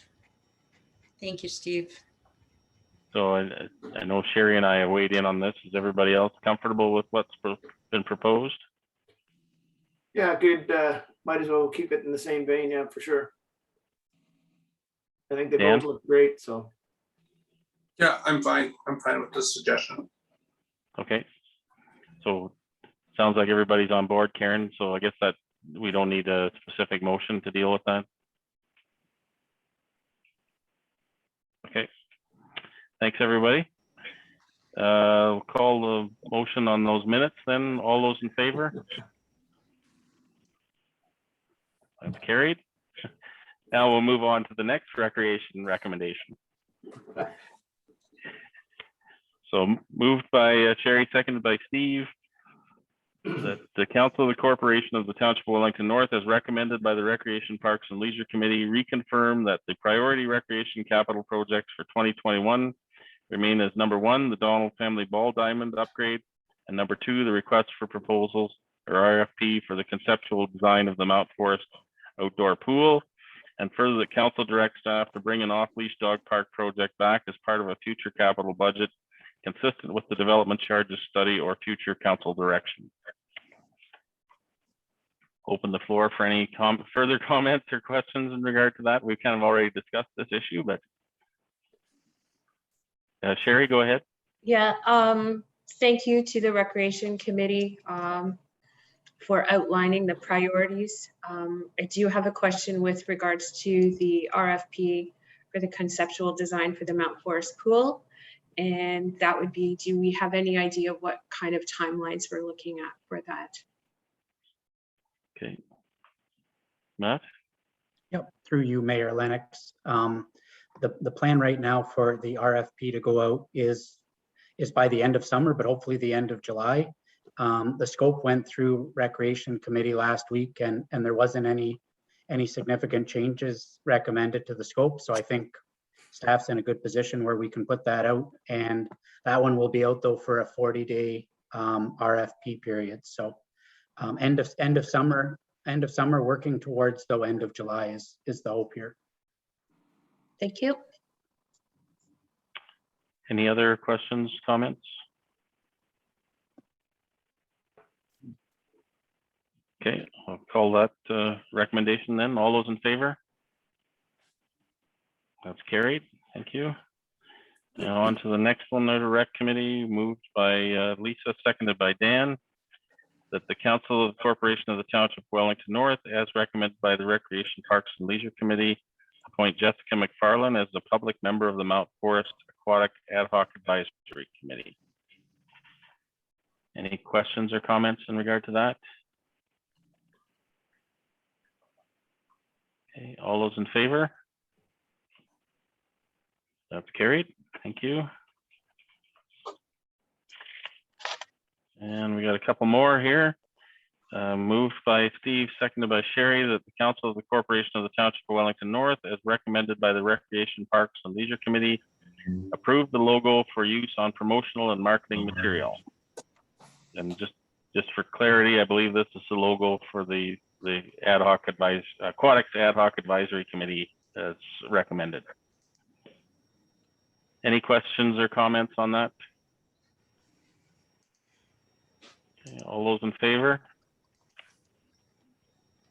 That's carried. Thank you. Mayor Lennox, the Yeah. next recommendation is in there by error. There's actually nothing to that recommendation. It's just, okay. So we just move on then to C. Okay. Thank you. So we'll move on to, this is still one, right? Still one, so 1C. This is in regard to the Aquatics Ad Hoc Advisory Committee. We have 2 recommendations coming out of that one. I'll read the first recommendation, moved by Dan, seconded by Lisa, that the Council of the Corporation of the Township of Wellington North receive the minutes of the Mount Forest Aquatics Ad Hoc Committee meetings held on May 18th, 2021 and June 22nd, 2021, and the special meeting held on July 6th, 2021. Okay, open the floor for any questions, comments. Sherry, go ahead. So I just wanted to speak to the recommendations in general.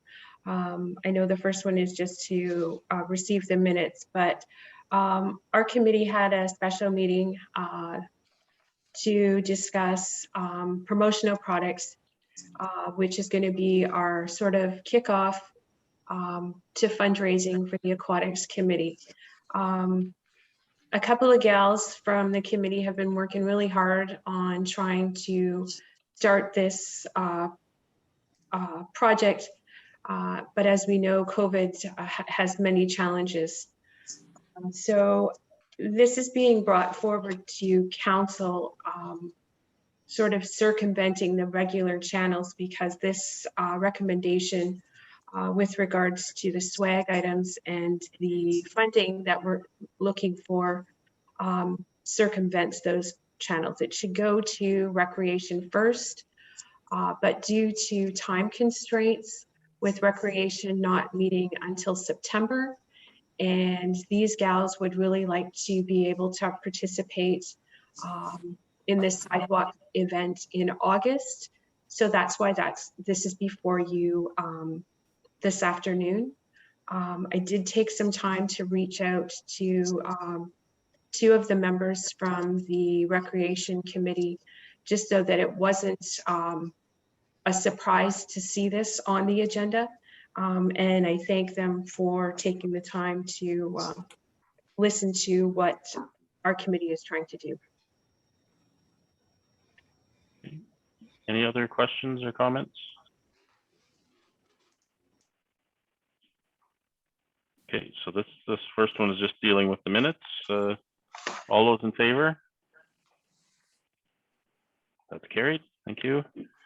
And our next recommendation is that the Council of Corporation of the Township of Wellington North, as recommended by the Mount Forest Aquatics Ad Hoc Committee, approve the proposal and direct staff to provide a $2,660.98 to fund the purchase of the promotional material, including t-shirts, from the Council Community and Contingent Fund, and further that the Mount Forest Aquatics Ad Hoc Committee acknowledge the $2,660.98 as a short-term interest-free loan with the exception that these monies, with the expectation that these monies be repaid to the township once funds have been recovered through merchandise sales. Okay, I'll open the floor for discussion on that.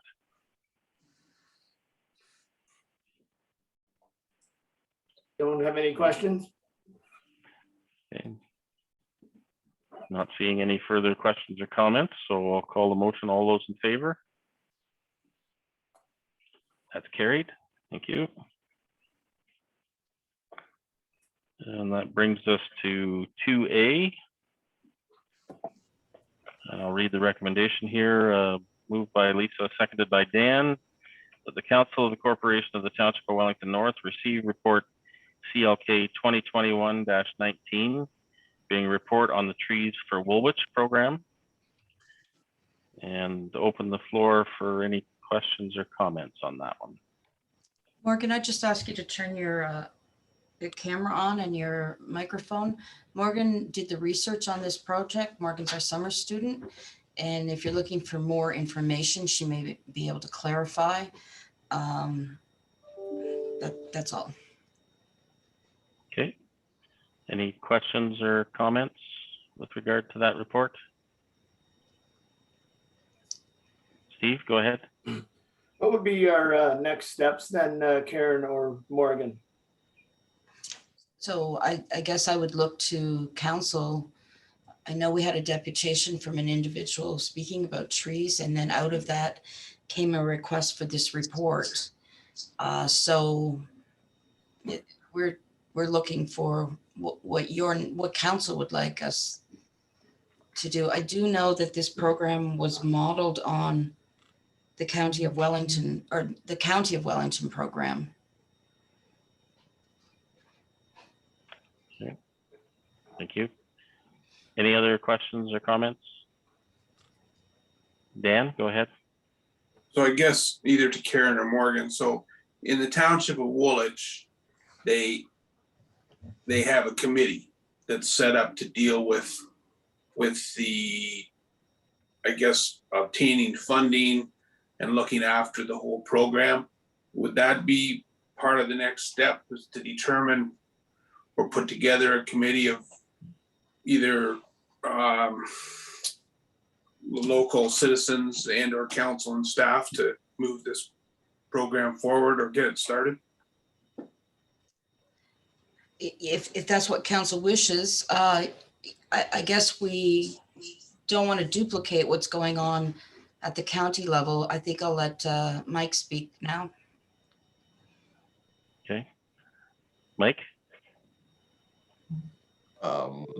So I'll maybe refer back to when the delegation came forward. I think Councillor Hearn did a very strong job at that meeting, indicating that we have a very robust system addressing trees within Wellington North, that we are a model that many people look to. I think the gap that exists is a lot of that focus is on rural tree planting. And that's a reality that exists because we are significantly rural here in Wellington North, and it lends itself to larger tree planting programs in the rural area. So if we're looking to go somewhere beyond that, then yeah, I think council needs to endorse what that looks like and what that process is going to be, whether it's a committee, as Councillor Yake has indicated, or something along those lines, or designating lands for tree planting within the urban areas. There's lots of directions we can go, but I don't think we do have a tree program that we support at Wellington North, and council's been part of it for a number of years in terms of the tree giveaway days, and the county's continued on with that. It's just that it's mostly rural based. Okay. I'm gonna go to, I saw your hand, Karen. I'm gonna go to Sherry first, and then I saw Steve as well. Go ahead, Sherry. So my question is, yeah, the gap seems to be, and I think Daphne's focus during her delegation and conversations afterwards were, what are we doing in the urban areas where infrastructure removes trees to have that work done, but there doesn't seem to be any replantings. And years ago, when we had a tree committee, trees were planted in the urban areas. And I'm just wondering, is that something that we could look at if we don't want to duplicate services that are already being done in the rural areas? Okay. Just gonna ask you to hang on to that one for a minute, Sherry, and I'll go to Steve, and we'll just try to get all the issues out here that we can. For sure. Yeah, thanks, Mayor Lennox. I was just going to say I'm quite pleased with how Green Legacy has been rolled out since I've been on council. It's very well attended when we had the tree giveaway in person, and then even this year I had a bag of 50 saplings, I guess, dropped off at the end of the road, right at my laneway. And I would encourage everyone to get involved with that, whether they're urban or rural.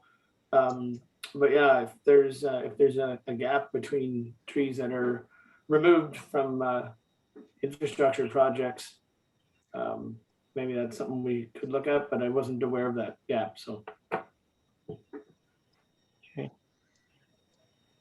Any other, Karen, you had your hand up. If you're looking at strictly having trees replaced, if they're removed by the municipality for infrastructure or they're damaged and lost, that could be just a simple policy. But then you may want a report to understand the financial implications and the staff time that might, I mean, we can't just put a policy in place without knowing who's going to do the work and how it's going to be funded. Okay. Any other questions, comments? Try to go ahead, Dan. We first of all, we need to address the gap. Let's figure out how we're going to address the gap, and then we'll deal with who's going to look after planting the trees and looking after them and the costs involved. And I think that's what we've heard, that there's a substantial gap between the urban and rural areas in regards to tree planting. So if it takes a group of people and some council and some staff to work that out, then let's try to do that. Okay. I think, and I'm not sure the right way to go about this, but I think one of the challenges we face, and how do I put this? the urban environment creates more challenges to planting trees for both us as a municipality and public spaces, and also for private citizens in their own properties. And maybe we can think about ways that we can help, or ways to try to overcome some of those barriers, or look for best practices elsewhere. I mean, clearly we can't, there's no point in planting a tree on top of key infrastructure if we're going to have to remove it again in a short period of time. Maybe there's ways that we could incorporate trees, or encourage private citizens to incorporate trees where they don't need to be removed frequently or cause conflict with infrastructure. I know that in our municipal servicing standard that does mandate trees in new developments as much as possible. I'm not sure how much more we can do in that regard. Maybe it's more about encouraging private citizens to do it and making sure that they have the tools and the access to trees and are aware of things like green legacy. So I'm not sure the right way to go about that. I think there are some barriers to tree planting in the urban area that are more challenging than in the rural. And I think the gap, as Councillor Yake has pointed out, if addressing that gap, we're going to have to address those challenges as well, or figure out how we can work around those challenges in the urban area. And I don't know whether that's a committee or what that is. Do we have any empirical data on our urban tree cover?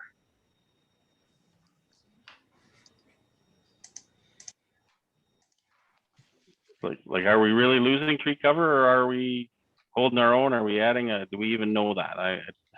I'm not even sure how we figure that out. Sherry, go ahead. So one of the examples that is given to me by residents, and I know was a concern when it happened, was when William Street was done. There were a lot of large trees removed to help with that infrastructure project. And I don't believe that one tree has been replanted on that street. So that's just one example here in Mount Forest that we saved a few, but most of those mature trees were removed.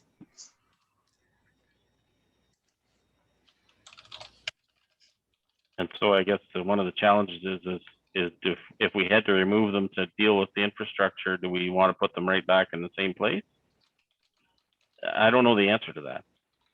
Well, I think the question that we need to address, and it's a comment, and it's kind of a off the cuff comment, but if we don't start planting trees here in Mount Forest, it's just going to be Mount, no forest, because we remove trees. And another example that I used when Daphne was here was that a tree was removed in my front yard. They brought me one tree, it died. That was quite a few years ago. And we actually ended up just replacing it ourselves, which is fine. I don't have an issue doing that because I want the shade and the privacy in my yard. But I think we need to have some serious conversations around, you know, maybe where are we going? I mean, I don't think it hurts to have a look at potentially being able to gap the difference.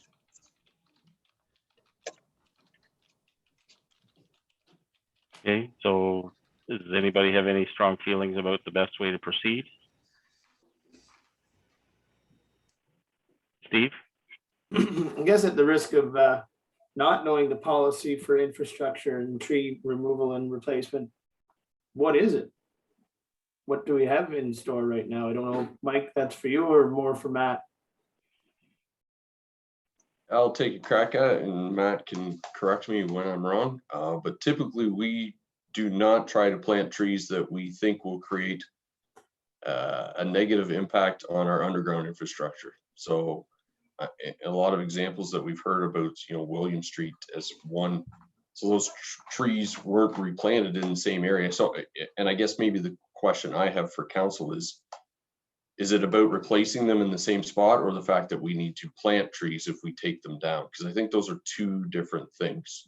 Then I think the question staff has for council is, okay, let's designate some lands, and when we have to cut down 5 trees on William Street, we'll plant 5 trees in the designated greenfield space that we know aren't going to cause problems for our underground infrastructure or for neighbor issues or other challenges that come with tree planting. And then they're easier to maintain as opposed to planting trees. And then, yeah, unfortunately, they die if they're not properly maintained. It is the expectation that we're going to raise them from the day they're planted, or when does that pass over? There's a lot we can get into in terms of the conversation. Matt, did you have anything you want to add at this point?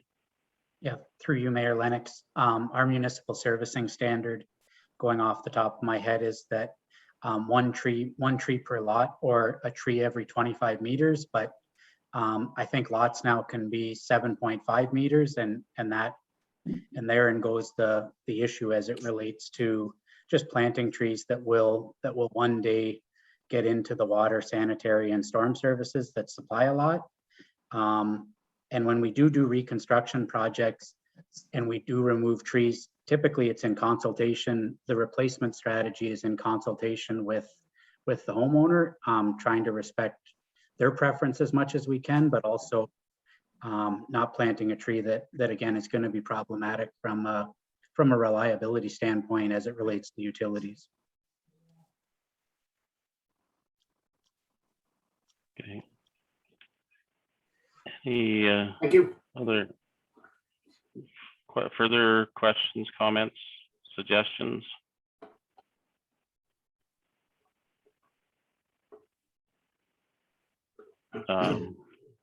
And I'm going to throw out an idea, and that's all it is at this point, is just an idea, is that maybe we need to look at a report that puts together all of the various tree elements, particularly in the urban area, in terms of the policy with regard to removal, the tree planting with the servicing standards, and then we can better maybe be able to look for opportunities to where we could try to enhance the tree cover in the urban setting. I'm just suggesting that as a first step. I don't know whether anybody likes that idea or not, but I'm open to other suggestions as well. Thoughts, comments? Sherry? Well, I think it's a great first step. I think we need to know what the policies and past practices have been.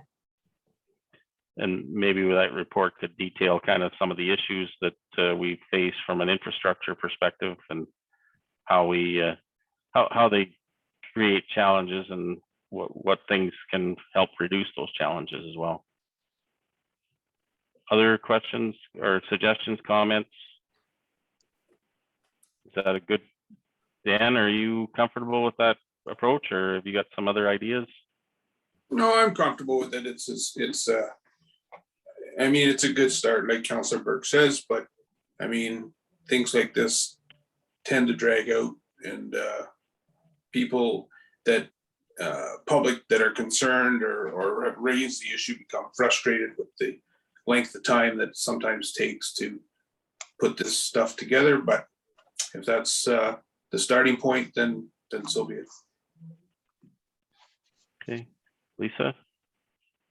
I do agree. I think it's a good starting point, but it can't end there, like as Councillor Yeek said. However, that being said, I would like to get it right.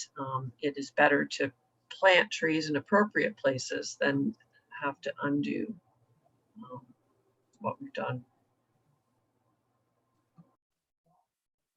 Steve? I'm good, thank you. Okay. So I guess, were you able to capture any of those thoughts in a cohesive way, Karen? Well, the beauty of this, it's all being recorded, so I'll call to get through tomorrow. But basically, you would like a report brought back specifically on tree replacement in the urban areas, you know, identifying any policies that we have in place now for replacement, some suggestions on going forward. Matt, is there anything specific that you? Yep, no, I got a listing. I think that covers it. And talking about infrastructure and just the servicing standards, kind of where we are today outlook. And a possible location, you know, if we were to do, you know, just looking at all the options that we've discussed. And we'll bring it to a future meeting of council. Yeah, I think Councillor Burke pointed out in their somewhat humorous way, we don't want to take the forest out of Mount Forest, but we have to be thoughtful about how we go about doing that.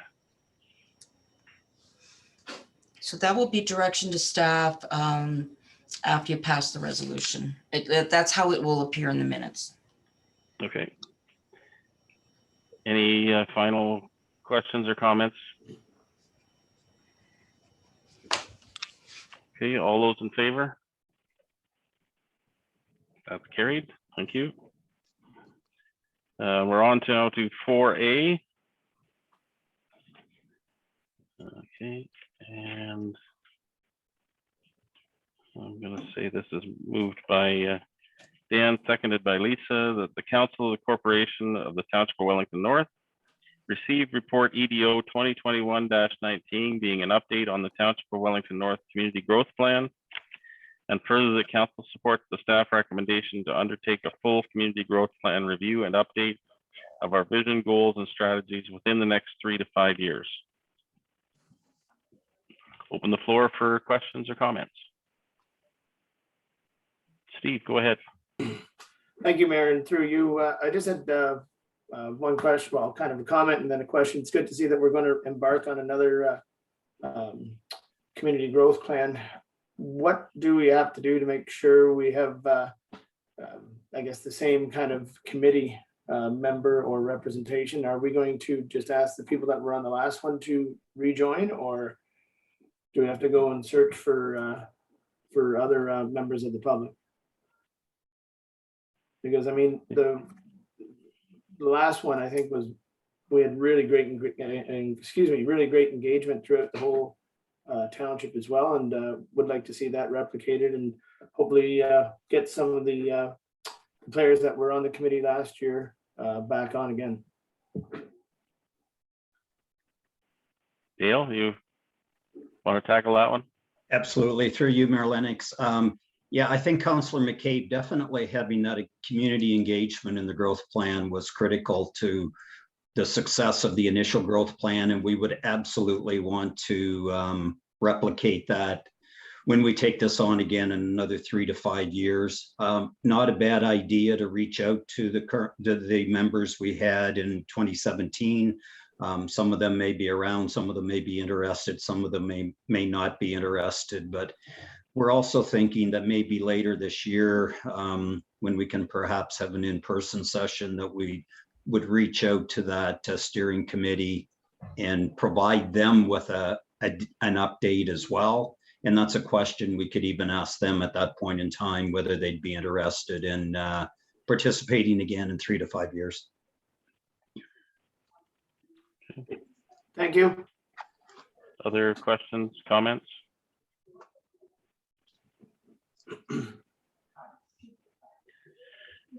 Okay, I'd like to thank you, Dale, and I assume there's others helped you with this report. I think it's really useful to take a look back. It doesn't seem that long ago that we worked on this community growth plan, but when I look back on some of that, it's amazing how much has changed over the time frame as well. We've made some significant progress on some things that we identified. You know, our mix of housing is definitely, the new housing that's coming forward has changed, I believe, for the positive, to help ensure some affordability, despite the rising real estate market. And I think it was also really talking to other municipalities in particular. I think that that growth plan was really important for us to focus the things that we needed to do to accommodate growth and to be ready to accept growth and to be able to try to avoid some of the negative things that sometimes come with growth. So I think it's important that we keep that kind of front and center and keep referring to that as we go forward, because things are definitely changing in our communities and will continue to change. And I think the challenge becomes how do we change to keep up with the amount of change that's around us. So again, thank you for that report. I think it's extremely valuable. Dale? Yeah, thank you, Mayor Lennox. And yeah, I want to give a shout out to Darren and Matt and Mike for all contributing into this report. It's great to be the economic development guy because you get to be the raw guy about all the good stuff that's going on, but you don't actually have to live the on the building side of things, helping to manage all the permits and the construction, and on Matt's side of things, the infrastructure and everything that needs to be put in place. So it is certainly a team sport when it comes to that. But I think it's also important, you know, to share the progress that has been made on the initiatives. And that's not to say that we're at end of job on this. There's still a long ways to go, but we are seeing the growth that 5 years ago, it was more along the lines of, well, we expect to see the growth. Now you look at Darren's report before this one this afternoon, and you can see the growth that is happening in our communities. And as you mentioned on the housing side of things, Mayor Lennox, I think it's also important for council to recognize how important it is when we discuss various incentive options to try to help stimulate development in certain areas. So 4 or 5 years ago, we talked about the need for more purpose-built rental housing, and we wanted more housing intensification in our downtown cores. And I think what council did from a development charges perspective, we're starting to see the results of that now with some of the developments that are happening. So we can make a huge difference in terms of what we advocate for, and then hoping the private sector pick that up and help to deliver it. So that's just my little bit of a rant, but appreciate the time. Thanks, Dale. I would echo your comments too. I think that, you know, after talking about what our community needs, I see the private sector development community responding to that and trying to deliver on what we need as well. And I think that's really valuable to be leading that as opposed to following it. So other questions, comments? Mike? Yeah, thanks, Dale, and the others involved in the report, Darren and Tammy, I know significantly contributed as well as Matt. I agree with Dale's comments that 5 years ago, the conversation was different than it is now. We're no longer talking about it's potentially being here, it is here. And I hope we're all, to a certain degree, our organization as a whole, including council, are prepared for 1,000 new residents in Mount Forest and 922 new residents in Arthur. Like those are significant numbers of new people in our community. And it will change the dynamic within each of those communities, as well as it will for our entire organization. And I might be wrong, but I think the forecasts as it relates to the numbers, you know, we talk about them being 20 years out. Based on the conversations that we're having with the developers, we're not 20 years out from 1,000 households. It's going to happen a lot quicker than that if we're able to provide the services that are required to accommodate that level of growth. And that's a big commitment from council in order to do that. And when I say commitment, I mean a financial commitment. Water towers and wastewater treatment capacity are not cheap. But if we're going to meet the growth potential that has been laid out for us, before we even all got here, we're going to have to make those contributions and make those investments and get out in front of it to a certain degree, because we're already a little bit behind, to be honest. Okay. Thanks, Mike. Any other questions, comments?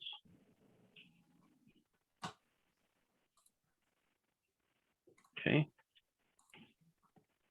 I've read the recommendation already, so I'll just call the vote then. All those in favor? That's carried. Thank you. And that brings us to 4C. This is the Saugeen Student Startup Program press release. So the recommendation here, moved by Sherry, seconded by Steve, that the Council of the Corporation of the Township of Wellington North receive report EDO 2021-21 Saugeen Student Startup Program press release. And with that, I'll open the floor for questions or comments. Lisa?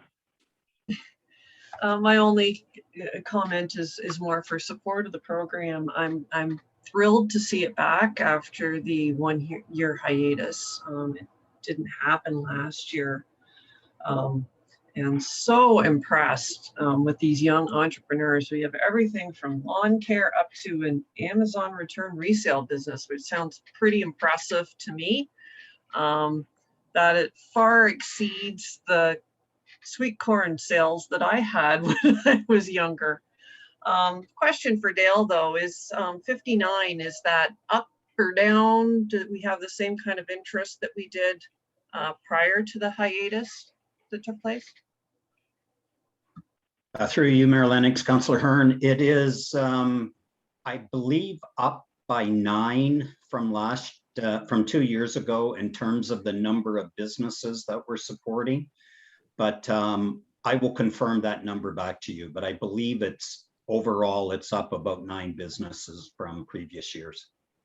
And since I have the mic, the other plug I'll put in is not only for the Wellington North Farmers Market this Saturday, but one of our student startup entrepreneurs that's branded themselves as Blind Squirrel Barbecue Rub will be at the farmers market on Saturday selling their product. So if you get a chance to drop by, go for it. Thanks, Councillor. And I will vouch for the product. My wife got talked into bringing some home, and we've been using it already. So that's a tremendous testimonial.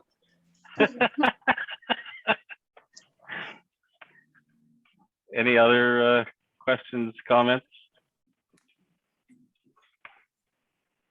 Okay, all those in favor? That's carried. Thank you. And we'll move on to 5B. This is the penetration testing works for the township, and the recommendation moved by Lisa, seconded by Dan, that the Council of the Corporation of the Township of Wellington North receive report TR 2021-10, being a report on the award of penetration testing works for the Township of Wellington North.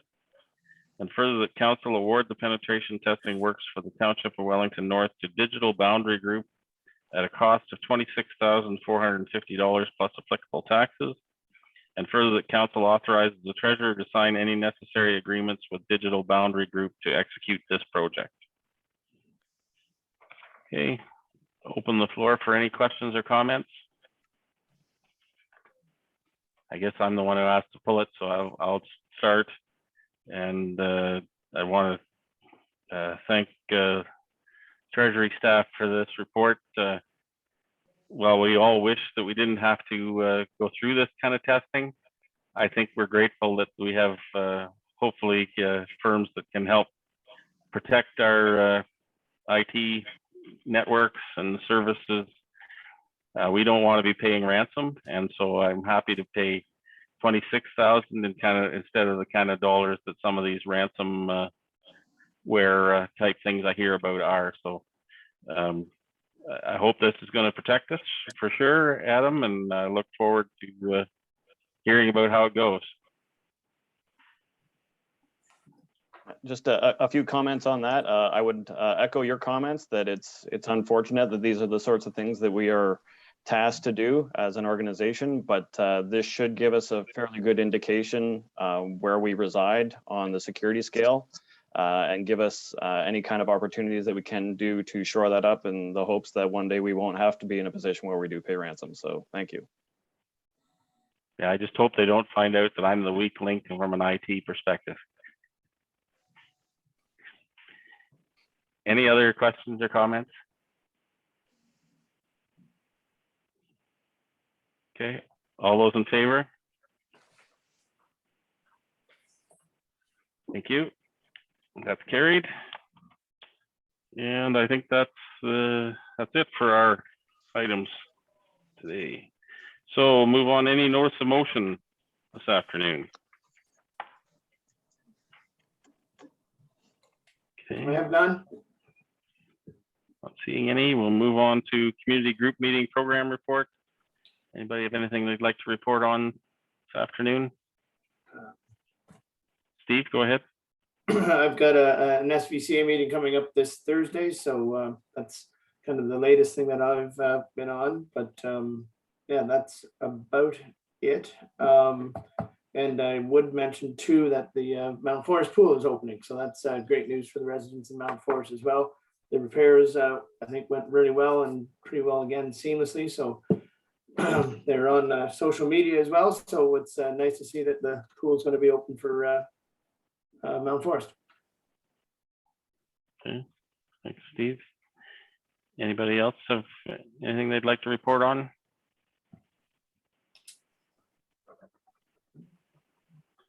I would just comment, I know we've talked about it a little bit before and Dale talked about it, was our sidewalk Saturday event on Saturday in Mount Forest. And well, it's not normally on our list of community group meetings to report on. To me, it was a community group meeting. Met lots of people on the street, had lots of good conversations about coming out the other side of this pandemic, and look forward to many more opportunities to get more engaged with our residents and talk about that sort of thing as well. So thanks to all that organized that, to the BIA and the chamber, and Dale and your involvement with that. I think from what I saw, it looked like it was a pretty good success, and I met a lot of people that were glad to be out and be participating too. So other questions, comments? Steve? I'm just going to say, yeah, thank you to everyone who made that possible, the great vendors that were there and the great businesses that we have in our community up there. And it was busy when I was there, and I don't know how Dale pulled the weather off, but it seemed to coordinate quite well with the first return to outdoor shopping again. Through you, Mayor Lennox, it's a clean living, Councillor McCabe.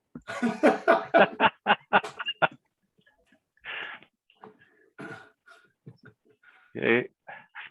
Any other group meeting stuff you'd like to report on, anybody?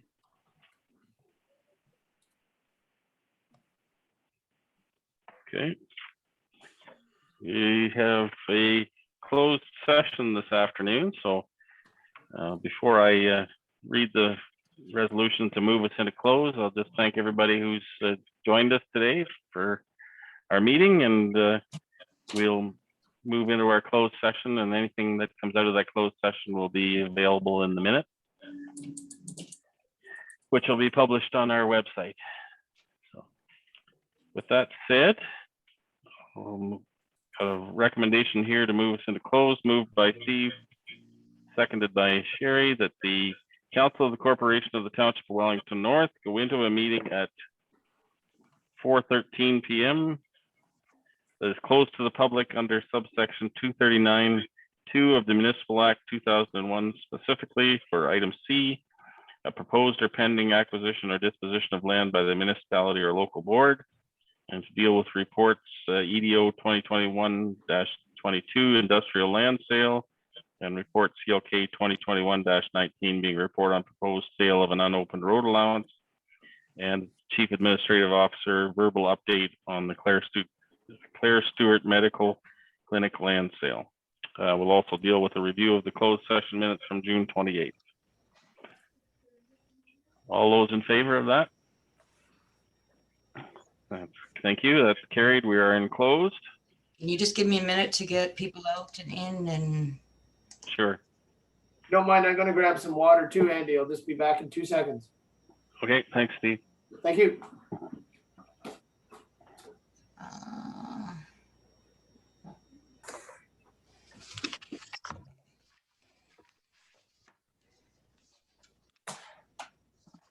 Tom, I don't think you're involved in this. I'm gonna remove you. Tom.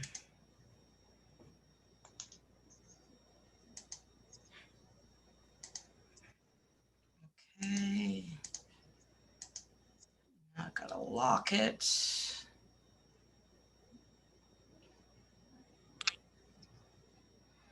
It's locked.